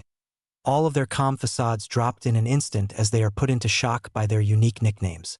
Sakura stands up, putting her fingertips on the tabletop and glaring at Inari. A pink girl. Is that what people think of me when they see me? Seriously? Sasuke glares into nothing, staring at the wall as he replays Inari's words in his head, breathing out a little bit forcefully. An emo kid? Is that what people think of me when they see me? I don't care. Kakashi laughs lightly at the nickname given to him. I don't mind pirates. The sound of a door opening on the opposite end of the floor they were on in a sluggish fashion was heard by Team 7, before the bridge builder, Tazuna, walked through the door looking hungover and groggy. The man walked forward and past the table, going behind the countertop and leaning up against it. Morning. I guess I shouldn't have been drinking when we had planned for this mission. Sasuke shakes his head and brushes the comment aside, looking at Inari. Boring? More peaceful. Sakura just had to say something dumb. You don't really know Naruto like we do, little kid. It doesn't matter how much power he gains. In time, with training, I'll always be above him, Sasuke says. Kakashi chimes in, an optimistic I smile. Well, some friendly rivalry can never hurt anyone. These types of dynamics provide the environment to breed faster growing in strength. Don't think Naruto will be able to pass for using all of his abilities from the very start. As the first signs of Kekkei Genkai emerging, the senses and battle reflexes are sharpened, and it acts as a sort of autopilot. I'm sure you understand this. As you've experienced it, haven't you, Sasuke? Before Sasuke can reply, Sakura scoffs and rolls her eyes, speaking to the group. Oh please, Sasuke and Naruto squabbling all day is needlessly annoying. And this rivalry business is all so pointless. We need to focus on the missions. How are we supposed to defeat enemy shinobi if you dummies are busy fighting over who gets to fight? Sasuke's face turns foul. Rivalry? Me and Naruto? There was never any comparison. Kakashi pats Sasuke on the head patronizingly. Now, we need to focus on finishing this beautiful meal before it goes cold, Kakashi says with a smile. As they eat, soon their plates become clear, and they find themselves with empty hands. Kakashi claps his hands together, his voice raising to bring the team to attention. Sasuke, Sakura, since we have to wait for Naruto to be awake for us to depart on our ways back to Konoha, we must train in the time we have in that time frame. You both remember the fundamentals of the tree walking exercise, correct? The gray-haired man asks calmly. Sasuke and Sakura both nod, looking to Kakashi in confusion. Sakura speaks up. Yes, what about it, sensei? I performed it flawlessly. She adds in unnecessarily. Kakashi raises his finger. Well, that's a good thing because you are not done. There is more to learn. Come this way. Kakashi turns a beckoning hand to the two, heading in the direction of the door. Sakura's face drops in annoyance. But it's raining like hell out there, sensei. We can't go out now. Sasuke doesn't say anything. He merely crosses his arms with an expression of mild discontent and heads to follow Kakashi. But fine. Sakura scoffs, flipping her hair defiantly and standing up to follow in suit. Once they reach outside, they're surprised to see the dark rain clouds above part ways and begin to dissipate. But how? Sakura mumbles. You learn to know these things, Kakashi comments, continuing his walk, heading around the house and to the back, where a large pond resides. Sakura's eyebrows furrowed in confusion. Why are we heading to the backyard, sensei? Shouldn't we be going to the training grounds? Kakashi shakes his head, pointing to the pond. No, this will do just fine. We've got all we need here. It's best if we don't wander off. He explains plainly without any direct telling of what the training is. Sasuke takes a step closer to the pond. It's the water, he states quietly, seemingly readying himself. He takes a step forward, and then another step. Sakura raises an eyebrow. Are you going swimming, Sasuke? He doesn't say anything or try to reply, simply taking further steps forward before he steps toward the pond. And when his leg is supposed to go through, it doesn't, his foot shakily balancing on the water, and then the other one as he goes further in, his sandal teetering on the edge of the water's surface tension, and he falls in. Kakashi gestures to Sasuke's drenched form, dragging himself out of the water. Water walking. If you use just the right amount of chakra while walking on the surface of the water, you will float. In a way, however, as you could see, it is far more difficult to maintain than simply walking against a vertical wall or even hanging from the ceiling. He pauses for a moment to let the information sink in. Sasuke shakes himself off as well as he can, heading out to the water once more, trying to balance on it. Sometimes he does worse, sometimes he gets it better. He speaks shakily as he teeters in small footsteps on the pond's surface. I saw this being done when I was younger, my dad and my brother in a sparring match in the lake next to the Uchiha compound. Sakura steps toward the water tentatively and sends a steady stream of her chakra with the control she estimates she needs to not fall into the water. And taking a few steps, her feet safely above the water, she grows more comfortable with this water walking exercise. Sasuke falls into the water again after the sixth step, getting progressively, even though slowly more steady with each attempt. But as he looks at Sakura, he lets out a sigh of frustration. Sakura sees this and frowns. Hey, you'll get it. I'm just really good at this because I have less chakra to control. It must be harder for you. Can I tell you how I've been doing it? She asks softly. Sasuke scoffs. I don't need your pity, Sakura, and I can manage on my own. Focus on your own training. Sakura looks brought down by this, and she falls in the water, quickly swimming her way out. Damn it! I'm such an idiot! She chastises herself. Kakashi raises a hand, suddenly making himself known. He sits in the middle of the pond in a lazy grouch, one hand holding an open Make-Out Paradise franchise book. You sell yourself short, Sakura. You have a knack for precise chakra control. It's not just your small reserves, you have a talent for it. I'm sure you could be an amazing medic nin or learn complex jinjutsu. Sakura waves it off, even though on the inside, she's taken aback by the older, much more experienced man makes his positive observation medical ninjutsu. Me? Maybe, I don't know, sensei. She doubts, and Kakashi shrugs, replying, just food for thought. Hours pass by, and so does the progression of the water walking training.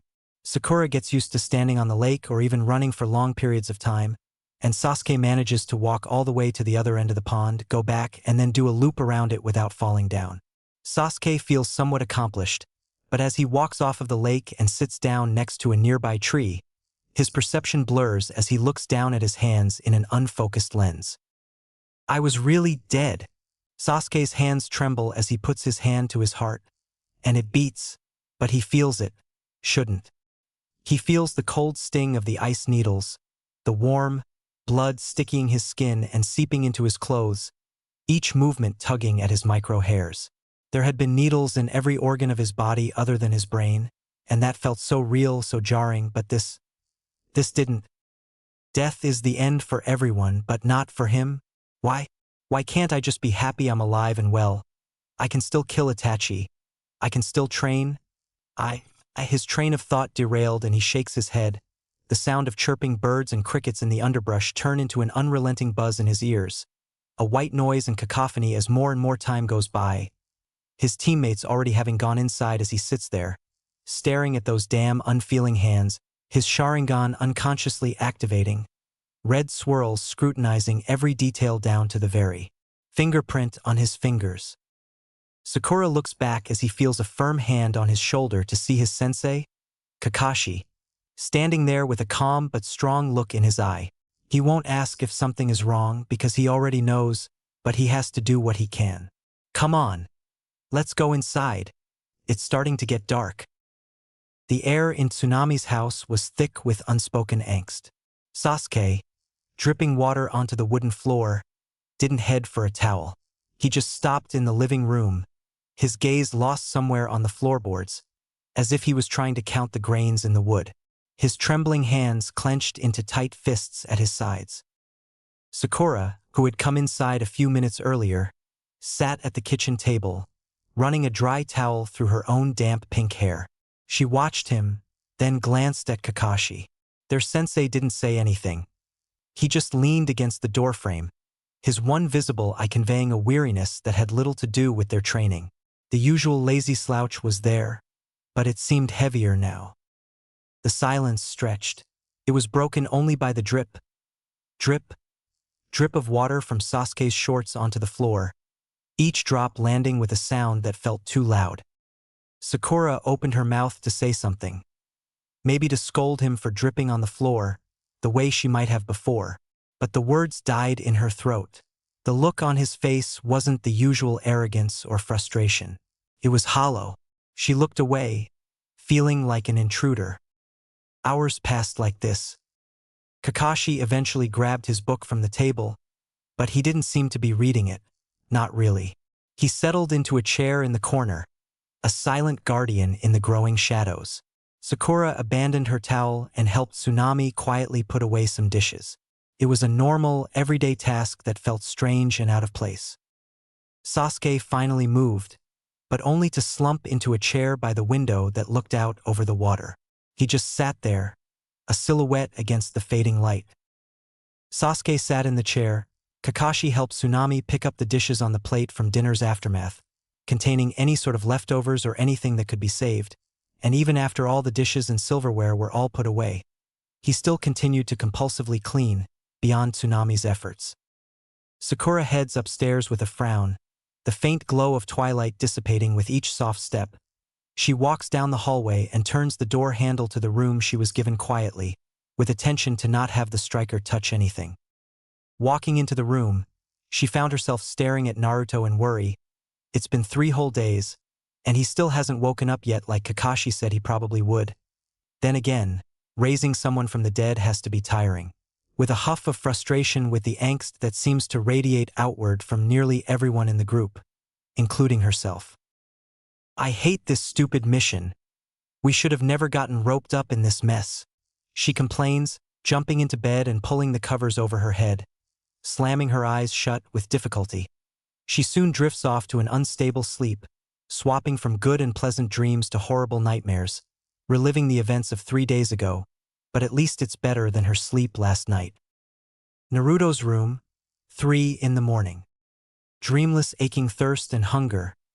The only thing he felt, parched lips and exceedingly dry mouth, a searing migraine and stiff body cramps all over. Naruto's eyes slowly drift open and memories of a previous day come. Blood, so much blood, a tidal wave of chakra, the feeling of cold, hard rage, and a feminine hold hugging him from behind. A kiss. Naruto groans and his eyes open. A small flood of dim light entering his overtuned senses. A night light, sitting plugged into a wall outlet in between his own bed and Sakura's. The pink-haired girl's breathing resonated quietly throughout the room as the only sound. Her body turned in the other direction, facing the door. The window outside showed a remarkable lack of natural moonlight with the appearance of this new moon. He looked back to Sakura staring for a long moment before looking away to the glass of water on his bedside. It looked so good, perfect, but just out of reach, his stiff arm reaching out to grab the glass, but it stops just short. God damn it, I have pretty long arms, why can't I reach it? He questions himself internally, a deep sigh leaving his lips as he leans back against the bed frame, just staring at the water. Why would they put it so far? Why are you complaining? Suddenly, out of a stroke of God knows what, the glass of water moves. Yes, it actually moves toward him as if there was a string connected to his head when he turned the other way. Either that, or there's a ghost in the room. But no, that's stupid. Why would there be a ghost or a string? Ghosts don't exist. And who in their right mind would think to put a string there? Naruto shakes his head, smiling. At least the water is closer, I won't question it. Naruto thinks, closing his eyes and clasping his hands together in a praying motion, grin still on his face. Thanks, God, you're the homie. He prays quietly, thanking whatever deity out there decided it was important for him to drink this obvious holy water. Naruto reaches his hand out to grab the water, when suddenly, the table begins to vibrate. The water in the cup ripples and shakes, and it explodes, splinters of glass spraying out in all directions and embedding themselves in the walls. Water splashed all over the bedside table. Naruto looks with wide, bulging eyes as his drink spontaneously commits suicide. He groans with exasperation, cursing under his breath. Fuck! I almost had it. God, I take it back. Screw you. He mutters to himself in disdain, gritting his teeth together in annoyance before he freezes, mind suddenly taking him back to the night of the bridge, only a single moment resonating in his mind. A memory of a moment that should have been completely and utterly dire, hopeless, but it wasn't because of one extraordinary shinobi phenomenon. The ice needles from that rogue hunter Nin, completely surrounding him from all sides, just as they were about to pierce him from every angle, they stopped in their place, floating in the air, vibrating as if something is holding them there, when he raised both his hands and spoke words he himself did not know. Shinra Tensei. Naruto shakes himself out of the trance with a look of further understanding. but also a resignation and tiredness that does not belie a boy with something more precious than 1,000 diamonds in his eye sockets. A power he did not ask for, and in his mind, does not deserve either. Naruto's eyes flick over from his bedside table to Sakura's sleeping form, holding his breath, as if that would help with the prospect of her staying asleep. Despite the mini glass liquid explosion, Sakura stayed fast asleep. Naruto finds himself breathing out a sigh of relief, but the resignation still remains, laced with a little curiosity. He looks at his hands, squinting at them as if it would show him something beyond his mortal skin. When he starts to look around the room, for the first time, noticing the fact that he can see the outlines of the room, Sakura's chakra flowing throughout strange circular points in a line, as well as trails on the ground where remnants of her chakra brushed off. Looking back at his own hands, he can see his chakra, but not just his chakra, but how it flows through his body. He can see the different deep red color in his stomach right behind the seal. He can see the different concentrations of how much chakra flows in each area. In the quiet, he sat and observed, letting the multitude of foreign sensations, voices, feelings, physical traces, pass by him with indifference. But his senses began to rein themselves in, focusing on a single point. Sakura. He could see the soft, light pink fractal shapes of her chakra tremble and morph, seeping from her sleeping form like a faint mist. He reached out, stretching his arm as far as it could go, and his fingers brushed against the lingering remnants. The touch plunged him into her mind. Memories, or maybe nightmares, rushed through him in a flashing, unstable scene. He saw the bridge, thick with mist. He saw Sasuke's body, peppered with needles, and felt Sakura's despair as she cried over him. He even witnessed her deepest fear play out, a vision of Sasuke blaming her, crying out that she was too weak to save him. But Naruto knew the truth, and the knowledge was a cold weight in his gut. It was his fault. Sasuke had died for him, and was only alive now by a whim of the power that had been forced upon him. The nightmarish image of Sasuke's corpse dissipated like smoke, but the ethereal fog only spun faster, a hurricane of motion converging into a new scene. This time, he was seeing through Sakura's eyes, feeling with her heart, and experiencing her terror. It was a terror born from the viscera of 100 men. Blood rained from a red-tinged sky as black roots fed the carnage indiscriminately. And through it all, a sickening, ear-splitting, maniacal laugh echoed, belonging to a monster that didn't have a care in the world. What could she do? He felt her think, "It's too much. I never signed up for this. Why is this happening to me?" Her thoughts became his. The knot in her throat grew tighter as that red-eyed, blood-stained figure with long fangs walked slowly toward her. "This is the end. I'm going to die here. This isn't a game, it never was. I should have listened to my mother." He felt her clench her eyes shut, awaiting a pain that never came, only the phantom feeling of him walking right past her. Naruto tore himself out of the ethereal haze. His gaze snapped to Sakura's prone form, her body trembling in the grip of the dream he had just witnessed. A fresh, sharp wave of guilt washed over him, and his hand clenched into a fist. "Enough," he muttered. He flung the bedsheets aside and vaulted out of bed, a sudden strength born of pure self-loathing surging through him. He could see his own chakra flaring through its pathways, agitated and restless. "It's absolutely sickening," he told himself, shame and disgust a poison in his veins. "I have to get out of this fucking house." He growls out, shaking his head and opening the door. As he walked down the hallway, the full-wall window on his side was particularly dark. But to him, it was no less visible than broad daylight. There simply isn't any sun. He could see the fireflies light up like a cloud of blue, the skittering of squirrels running up trees, and a trail that leads to the house garbage can. A raccoon feasts on whatever happens to end up in nature's gift basket. Feeling a tingling sensation in his lower area, he finds himself drawn to the call of nature, heading down the stairs and quietly opening the door to the bathroom, making sure not to wake anyone. Naruto lifts the toilet seat, does his business, and just before he's about to leave, He catches a glimpse of himself in the mirror and abruptly drops what he was doing and leans into the mirror. Naruto's eyes, 7 concentric circles, ripple outward like a never-ending puddle or optical illusion, a deep and otherworldly silverish purple. He leaned in further, doing a double take. Blinking a few times, he reached up to his face and spread one of his eyes open with 2 fingers. "What the fuck?" he asks incredulously to no one in particular. "Did someone paint my eyeball while I was asleep? That's the only explanation," Naruto exclaims, running the faucet and gathering some water in his hands to splash on his face, pumping some soap from the dispenser and lathering it around his eyes. Naruto splashes his face a second time, checking again in the same way. "I spread with 2 fingers. Nothing changed." "Oh, please don't tell me this is a tattoo. Oh God. I'm gonna throw up." "Not really. I have an empty stomach. That would be bad." As he says this, he catches a whiff of something with his hyper-alert nose, his optical plight suddenly forgotten as he doesn't bother to close the bathroom door behind him. "Food," he mumbles, heading to the fridge where he finds various Tupperware containers with yesterday's supposed dinner. It doesn't even matter that it's cold, he just grabs what he can say and puts it on the table, eating slowly, as much as his stomach can handle. "I'm sure they already ate dinner while I was asleep," he says to himself, taking a bite of rice, seasoned beef, and lettuce with his chopsticks.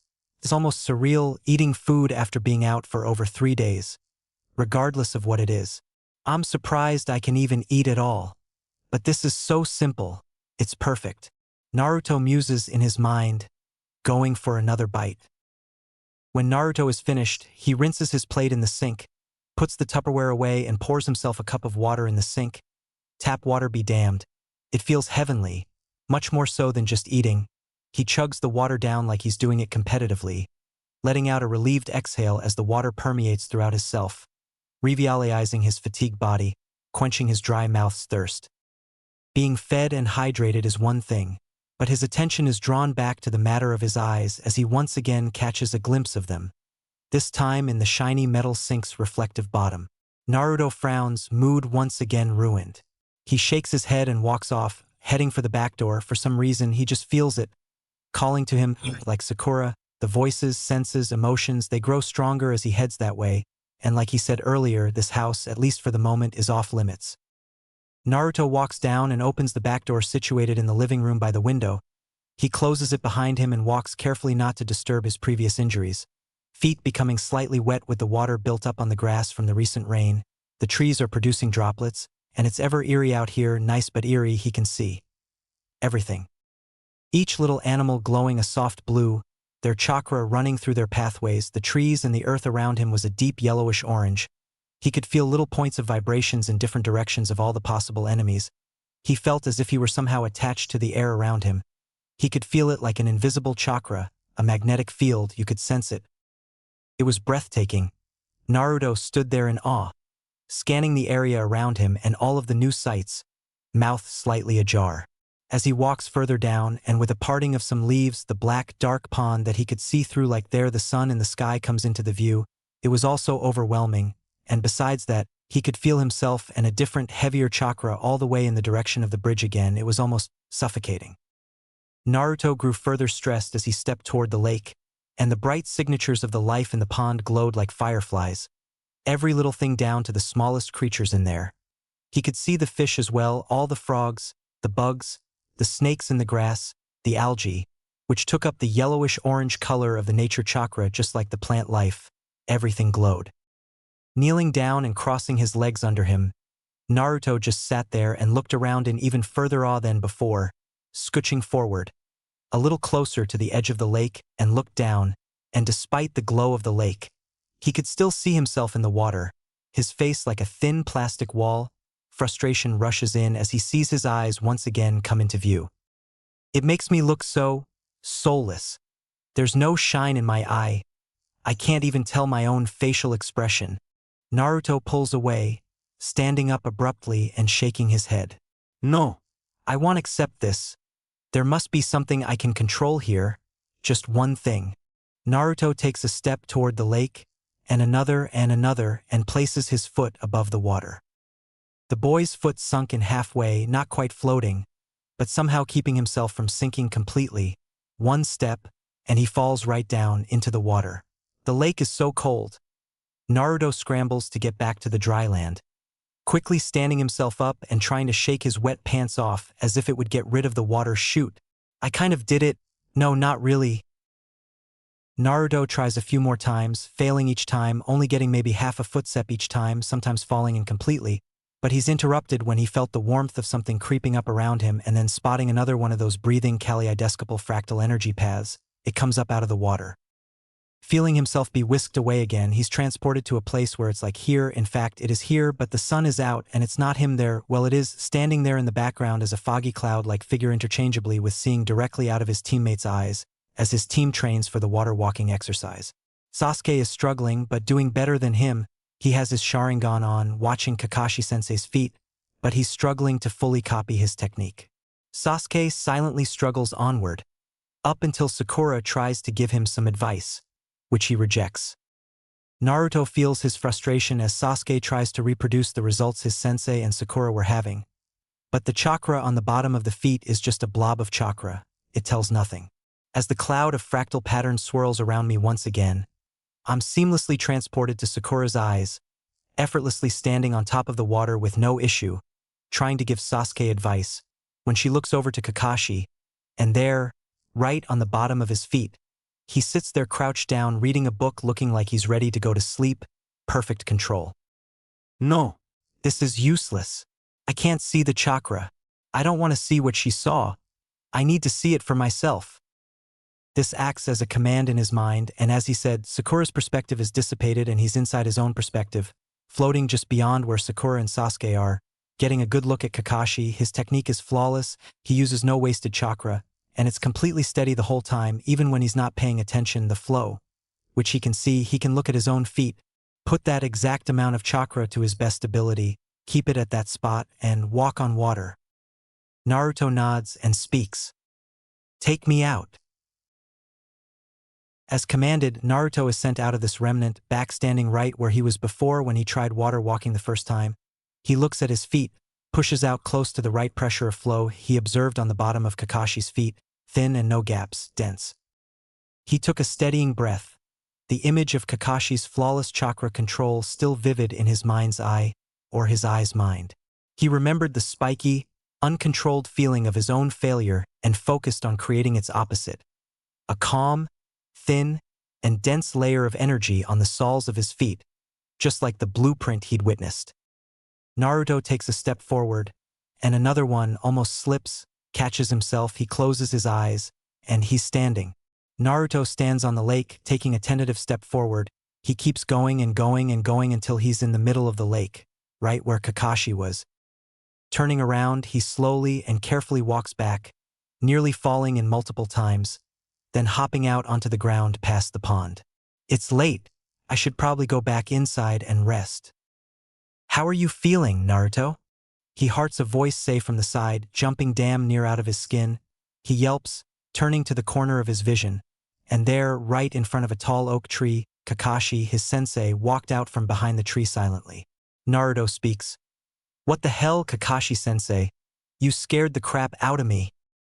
Kakashi raises his hands placatingly. Oh, I was in plain sight, you just didn't see me. But anyway, that doesn't matter. How did you do that just now? You had no one to tell you how to perform it. And in the middle of the night, there is no way for you to be tipped off either. Do you have a secret, Naruto? He asks calmly. Enough about the water walking technique. Sensei, something has happened to my eyes. They went purple and have weird patterns in them, and the white part is completely clouded out. I look like a freak. No one is ever going to want to look near me. Sakura's the only one in my room that could have done anything, and I'm seeing everything differently. Naruto pleads to his sensei, widening his eye with a finger by pulling down his eyelid. Kakashi shakes his head.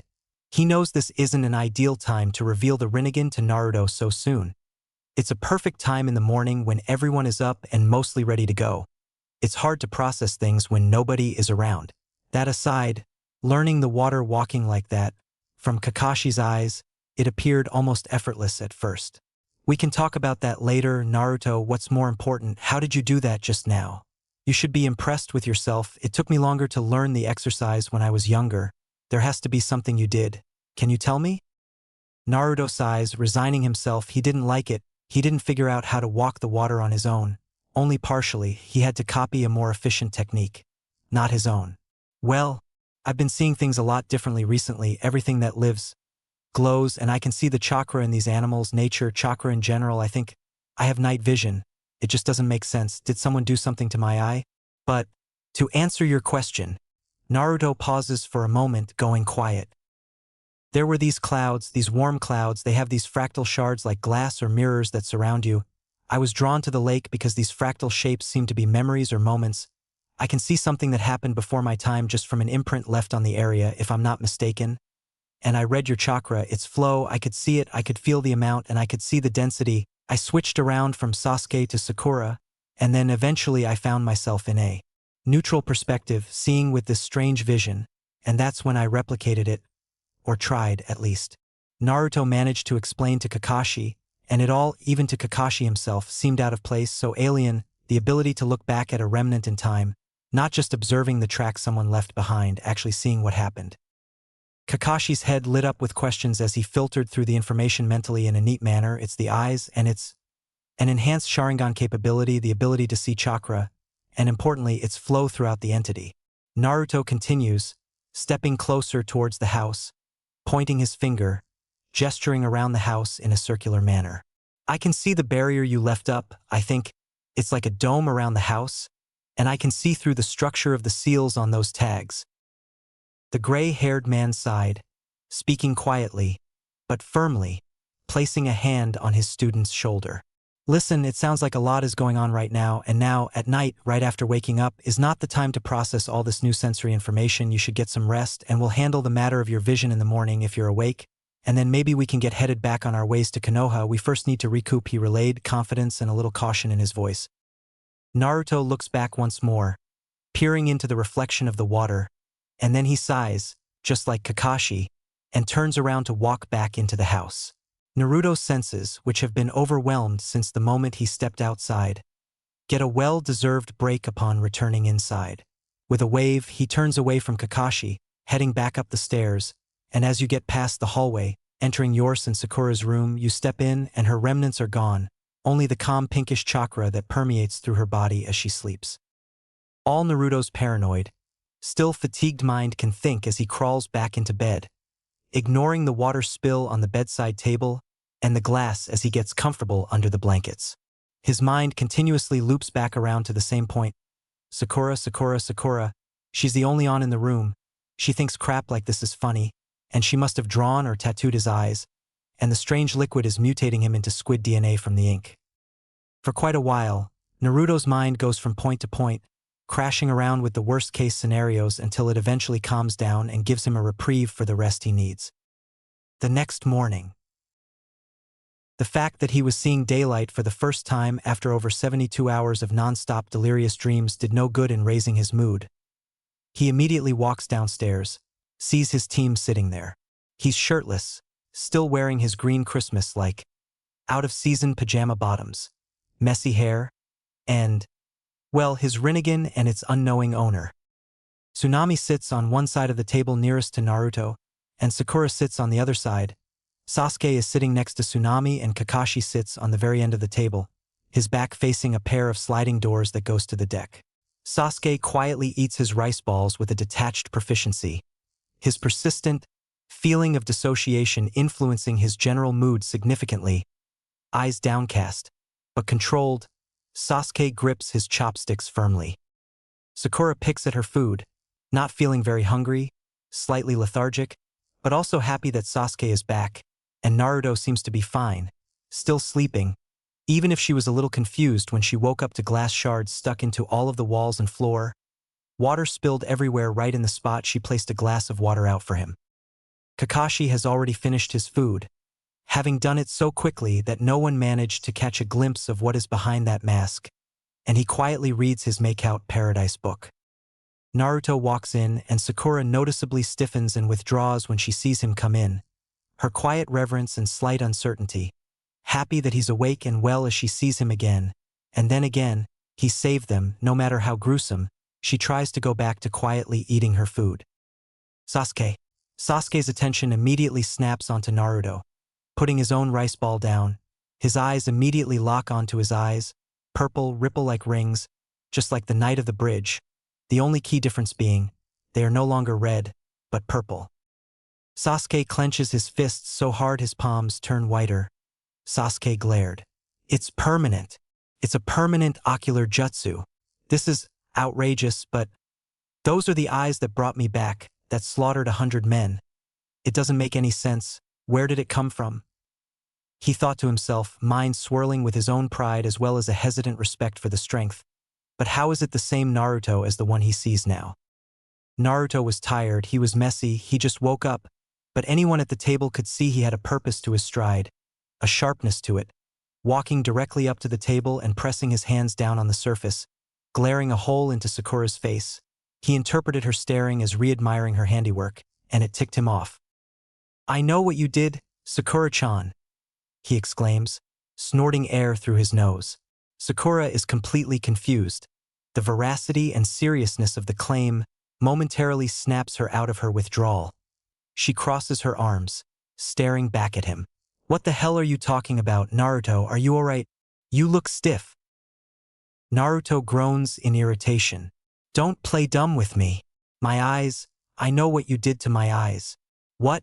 Did you use a permanent marker? Or did you tattoo them? He leaned over the table, getting right in her face, his voice a furious whisper. I knew it had to be you. I fell asleep, a normal guy, and when I woke up, bam, my eyes are ruined. What did you even use? Is this because I said your forehead was a little big that one time? Or is it because I ate the leftovers in the fridge last night? This is going too far, even for you. She just stared at him, completely baffled. What was he saying? Ruined your eyes? Naruto, what are you talking about? Did you get your stupid shampoo in them again? She asks with a quirk of her head and an annoyed expression. Naruto grits his teeth, shaking his head. No, oh my god, just look. He leans in closer, spreading his eyes open with his fingers. Sakura squints her eyes, totally lost, until she really takes a double take. There's black ripples going all throughout the entire eye like the surface of a body of water when you throw something heavy onto it. Cosmic colors all in shades of blue and mostly purple dance and flow within the eye. Suddenly Sakura freezes, a tick mark appearing on her forehead as a realization comes to mind. Naruto, are you seriously accusing me of tattooing your eye? She let her question sit there for a moment before she snapped. Are you the biggest idiot to ever exist on the face of the earth? No, I didn't tattoo your eye. What do you think I would do? Use a sewing needle and a sack of squid ink. You would have woken up screaming. She shouts, unable to take the ridiculousness of the accusation. Shinaro, she yells, her fist shooting out and nailing him right in the face. He flies back and lands in some clutter in the corner. Kakashi just sits in his chair, and I smile, not even looking up from his book, sipping tea in the other hand that does not hold his book. Now, Sakura. This sounds interesting. You should hear him out, Kakashi says in a manner of further dramatization. A voice cut through the chaos, cold and hard as ice. Sit down. It was Sasuke. He hadn't moved, but his entire posture had changed, stiff and tense, posturing aggressive, his Sharingan active, eyes fixed on Naruto with a piercing intensity. Analyzing those eyes, the air in the room grew heavy.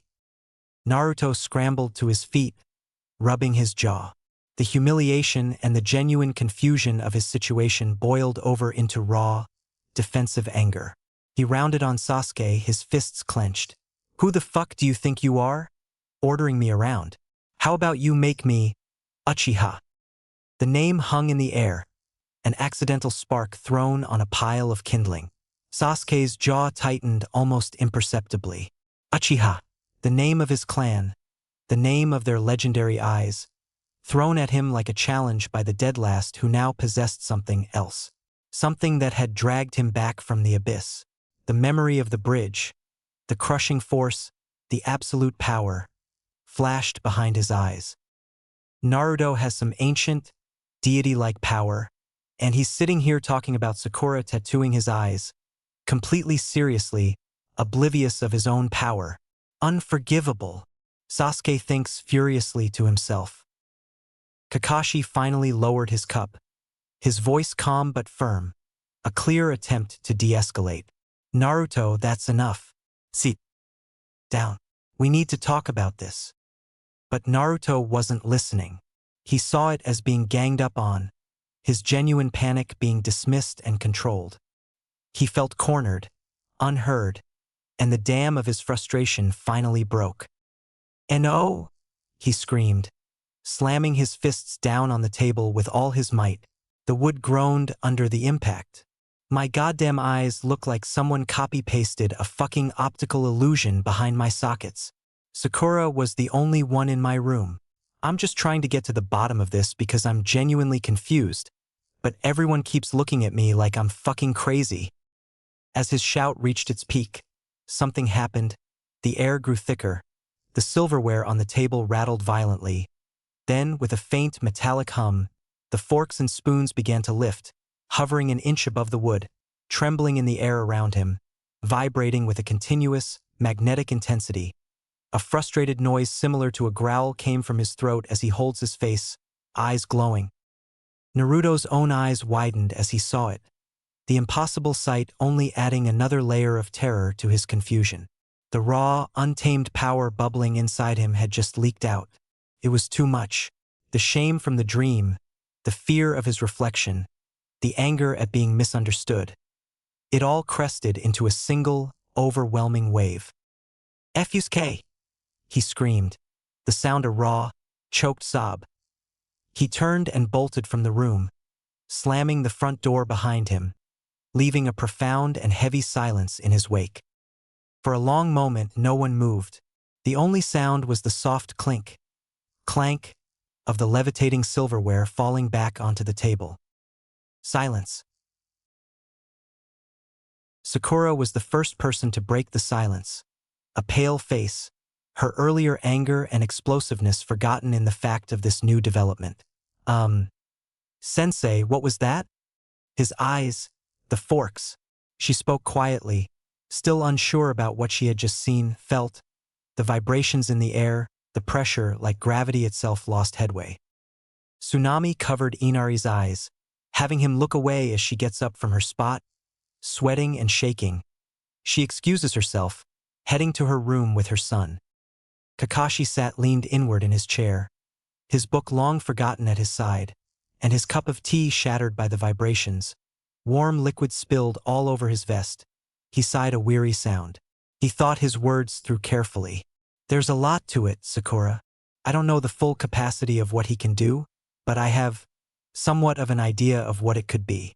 It's a visual jutsu, and it grants control over a multitude of abilities that we are currently unaware of. That is all we know for sure." The trained gray-haired shinobi spoke with a caution about what he reveals so early about what he believes with almost 100% certainty that they are working with the Rinnegan itself. Sasuke didn't say one single word. He hadn't moved. His dark eyes were fixed on the gently trembling spoons on the table. The challenge still echoed in his head. "Make me Uchiha." He'd meant it as a stupid, childish taunt, born of confusion. But Sasuke couldn't hear it that way. He heard it as a clash of royalties. His Sharingan, the pride of his clan, the key to his revenge against Itachi, felt insignificant in that moment. That power Naruto had just displayed, leaking it by accident in a fit of temper, was the same power that had effortlessly crushed a Jonin-level threat. It was the power that had reached into the void and pulled his soul back into his body. Pride, it radiated through his body like a fever, reaching every crevice of his body and very mind. It was bitter, acidic, and it was uncontrollable. His pride mixed with a sense of hesitant awe, as well as indignation. Naruto had something ancient, a godly relic to be used as a weapon of mass destruction, and it was the idiot dead last who failed the graduation exam 3 separate times over. The class clown, the one who had fought like a sloppy street brawler for the better part of his time in the team, had something like that. When he was stuck with his Sharingan, how could he compete with that? In the back of his head, Subconsciously, he knew it wasn't fair to think that way. The boy's life was sabotaged from an early age. Even the teachers had it out for him, but that didn't stop the rage. No, it was so stupid, so unfair. He has this reality-warping dojutsu and thinks it's a prank? Sasuke gritted his teeth and looked down, hair falling over his face, covering his eyes. Sasuke looked at those eyes, so full of envy, struggling and failing to realize the fact that to a normal person, or even a normal shinobi, an above-average shinobi, Sasuke's Sharingan is an instant win button, and he's lucky, privileged, really, but the feelings of jealousy override any recollection of composure he had. Sasuke did not even know when he first activated his Sharingan against Itachi. It had to be told to him by his own brother, and he forgot the memory completely, only coming back to him a few days ago on the bridge when he rediscovered his Sharingan. Sakura gulped, looking caught in the mix. She took a deep breath, paused for a moment and looked at Sasuke, trying to reach her arm out to place on his shoulder, but she thought better of it, assuming correctly that he would have any of it. Hey, don't be upset with him, he just doesn't know. I'm sure he's been having problems with a foggy memory after exerting himself so much. On the bridge, he's confused. Give him time, he'll learn to control this. Put it to use. She proposes quietly, a small smile, trying to lighten the mood a bit. Sasuke paid her no mind. Naruto learning how to control it wasn't just the goal. It was, for Sasuke, the entire dilemma in itself. Kakashi stands up abruptly, heading for the door. Come on, let's go, we have to find Naruto. And when we do, we will not be angry, we will not be accusing, we simply need to find him. His eyes make him stand out, and as much as I feel he's careful, we can't go taking any risks. This is of utmost importance. Treat this as an S-rank security risk. Understood. He laid out the base plan, looking back to his students, patiently waiting for an affirmative. Sasuke sighed, standing up hesitantly, posture still tense, while Sakura headed more quickly to aid Kakashi. He seemed so upset. His accusations were outlandish, but he's confused. We can't let him down because we didn't communicate clearly with him. We have to find him. And with that, they left, Kakashi and Sakura heading out closely together while Sasuke lagged behind. To Kakashi, it's obvious where he would have went. He ate there, the udon shop, Ichibaka's udon. He's hungry, just woke up, walked past breakfast, and ran. It made sense. Kakashi pauses as he heads out to the trail leading to the shop, looking over to the side, his one visible eye narrowing as he catches something that neither Sasuke or Sakura caught. Wait, Kakashi says, going from the tone of confident deduction to a sharp analysis. Hold on. He didn't go out the front. Footprints. The grass is still damp. He went into the backyard. Never mind the udon shop. Let's go. Kakashi stepped around that house, following the footsteps Sakura and Sasuke shortly behind, creeping around the back, heading the lush path on the way to the pond. Kakashi is firm in his movements, a hand trailing behind him to barrier his students from going beyond him, a way of keeping control in his environment. Sakura followed by, seemingly calm, but there was a nagging feeling in her stomach along with a guilt. This just didn't feel right. Naruto seemed so serious, and the forks, levitating, what really was this? Sasuke trailed behind a little further, still stunned and reluctant to put himself in the presence of that idiot. It got to him in the worst way, the entire situation, the sickening, acidic feeling of his own pride reacting to the idiot of his entire life get a power that he himself should have, while at the same time, you know you owe your entire life to that same person. As Kakashi pushes interlapping branches aside to make way to the pond, it's slightly cold, wet from the other day's rain, the trail is slick, and there is mud all around, even as it gets a bit clearer near the pond. On the black, reflective pond, Naruto sits near the other side, one leg up near his face, and the other laid down to the side. He's facing a rotten log, floating on the surface of the duckweed-ridden pond.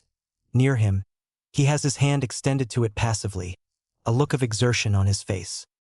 Naruto gathers chakra near his hands like he does when he needs to throw a punch, but there is no one to punch, and he instead pushes it out in the direction of his hand, and it redirects itself, no longer slowly floating toward him. It flows over to the shore end of the pond at a moderate pace, the water making a little mini wave as it traveled along with the wood, crashing there uselessly, shattering and breaking down into pieces. The rotted old wood no longer able to take the stress. His eyes widen. Now it wasn't some show of force, it was just a little push. It proved to him that it wasn't just a random event, it was an ability he had control over, or at least could learn control over. But it was also overwhelming. All he could see, each and every emotional change in the surrounding people's chakra.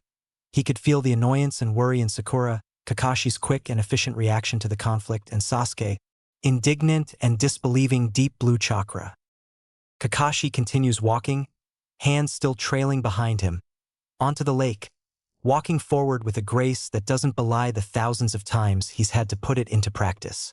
Naruto, how did you do that just now? He asks, pointing back to the log floated and crashed along the edge of the pond. Naruto shrugs almost imperceptibly. I just gathered chakra to my hand and up my arm like when you do the final hand sign for a jutsu, and then I directed it out of my hand. Sasuke pushed past Sakura and Kakashi. After seeing Naruto so casually use this technique he doesn't even know what to do with, the power he thinks is a prank, coming from nowhere and completely disrupting the flow of the team. What the hell is this, Naruto? You throw a fit, 'cause a scene and scare everyone half to death with some magic trick? And now you're coming out here to practice like nothing happened? Where did those eyes originate from, and why do you have them? Things like this don't just materialize out of nowhere. Naruto shakes his head, brushing his words off. I don't know where I got them, Sasuke, he said, his voice flat. But I know one thing. They're mine now, and I have to figure them out. Don't lie to me, Sasuke snapped, taking a step into the shallows. Powers like that don't just happen. You're hiding something. You always have been. The dead last, the loser. It was all an act, wasn't it? An act. Naruto let out a short, harsh laugh that held no humor. Yeah, that's it. I acted like a loser for years. Got held back in the academy. Let everyone treat me like dirt. All for this. Great plan. His voice was dripping with sarcasm. He began walking across the water toward the bank, his eyes locked on Sasuke. I don't know everything that's going on, but I remember one thing. You were dead, and I revived you, and that's what happened whether you like it or not, so get off my back because you could and would be dead if I wasn't right here. I'm trying to figure out what's going on. And your ego is getting in the way. I'm not about to butt heads with you. Kakashi steps in the way over them both, physically separating them from each other. Cut it out. Right now, we didn't come here to fight. We came here so I could explain what's going on here, what has gone on here. It's been a relentless few days, and a lot has happened. Naruto, the bridge, how much do you remember? He asked firmly, no room for anything less than the peak of his memory. Naruto furrowed his eyebrows, looking contemplative. He closed his eyes for a moment, trying to gather what remained, trying to put the remnant ability to use. I remember seeing Sasuke get hit by needles, and then I remember being angry, but excited, and I remember fighting, blood, screams. I used something draining on Sasuke to revive him, and then I fell unconscious. Kakashi pauses, taking a breath, before turning around. He waves his hand in a motion towards him as he walks off the surface of the pond and back to the land near Sakura, and sits down. Sit down, all of you, right here in a circle. The man ordered, and they follow in turn. Naruto quickly sits, fully at attention, desperate to find out anything new to do with his eyes. Kakashi's gaze sharpened. Just what do you remember? Specifically about your eyes? This time, Naruto shook his head, a resigned expression on his face before speaking. I know it wasn't Sakura, and I'm sorry for accusing you of that. Naruto turns to Sakura, bowing his head briefly before turning back to Kakashi. All I know about my eyes is that they make me see things differently, things I could never see before. Now that I think about it, I remember seeing things like this on the bridge, but it's foggy. Sasuke stepped in, his Sharingan on passively, looking into those rippling orbs, scanning them for strange chakra. He could see how the purple eyes linked back to his optic nerve, a tangle of wire like signatures intertwined with his nervous system. So what can you see then, dope? He demanded, trying to calm himself with deep breath. Naruto paused, looking back at Sasuke, his brow furrowed slightly. I can see chakra, I think, and it's like night vision, and it's like my vision is wider, like not quite behind me, but slightly wider. I can see the direction chakra flows, and these strange little containers, 8 of them. The barrier Kakashi put up around the house. I can see that too. And there's this different orange-yellow chakra in the trees, the grass. I can even see tracks. Every movement, it all sticks with me. And I can see the veins in people, some of their organs, their heart beating. His voice trailed off, a hint of unease in his tone. It was interesting information, but none of it meant anything to Kakashi other than the fact that it sounded like an enhanced version of the Sharingan's vision. What he really was banking on was the physical appearance. The only thing he had to connect it to what Jiraiya had told him was how it looked, not what it did. Naruto, stop talking for a moment. Look at me. Be still. Keep your eyes open wide. Now keep them like that. For a moment, Kakashi sat there, leaning in closer to Naruto's face in order to examine a bit closer. His eyes narrowed and he shook his head grimly. 7 concentric circles, it's just as Jiraiya-sama described. I know what's going on, but I don't have the information I need to be able to fully elaborate. What I can tell you is this: you have a dojutsu, a visual jutsu. It grants an affinity over all 5 chakra elements. The rest? We will have to get back to the village to get the information on. There is a person we may be able to find there that can help us. Sasuke's eyes hardened and his fists clenched. All 5 chakra elements? It's unheard of, unnatural. He mused in silent frustration, taking a resigned breath in. Sakura, on the other hand, had something she worried about, her eyes wide with surprise. She spoke. Kakashi-sensei, did you happen to say Jiraiya? Like Jiraiya the Toad Sage? Legendary Sannin. She asked. Sakura had heard of his name in the academy in a lesson from Irika. What did he have to do with Naruto, or rather, those eyes of his? Kakashi looked over to his pink-haired student and nodded firmly. Yes, I did say Jiraiya-sama's name. It's because he trained someone with these eyes before. It was the only appearance of this long-lost, ancient dojutsu up until 3 days ago. It's called the Rinnegan, and it's as ancient as ninjutsu itself, if not older. We can train this, control it, not suppress it, but add it to your arsenal. You need training. Naruto's brow furrows as he takes it all in, and the first thing he thinks of is his outburst. He frowns, turning to his pink-headed teammate. I'm sorry for accusing you of tattooing my eyes, Sakura. He apologizes out of nowhere. It was a move that surprised Sakura, meant nothing to Sasuke, and partially amused Kakashi, despite the tense atmosphere the past few minutes have caused. Sakura sighs, her shoulders sagging, almost comically. Yeah, thanks, she says almost sarcastically. But is that seriously what you're worrying about right now? She asks, pointing to his eyes, her posture back to its straight position. Naruto shrugs. I don't know. Saying sorry is always the right thing to do. Don't blame me for being a good person, he says almost arrogantly, not really. But yeah, I am interested in this ability. I mean, as I sit here, a lot of the events of the bridge have been coming back to me. I don't want something like that to happen again. They had to be taken down.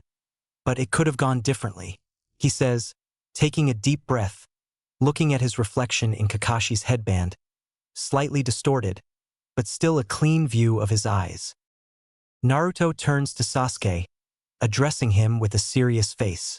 And yeah, you're right, with a power like this, I should be stronger. I have no business being weak when I've been gifted with something that is supposedly so ancient, but I need time. I need time to train, and I need time to polish my own abilities beyond just what this Rinnegan gives me. Sasuke merely grunts, his temperament cooling down for a moment. HN. That being said, Kakashi stands from the circle and heads over to the back entrance of the house, parting the branches and walking through once again. Naruto and Sakura remain at Kakashi's side, and Sasuke falls back, lost in his own train of thought.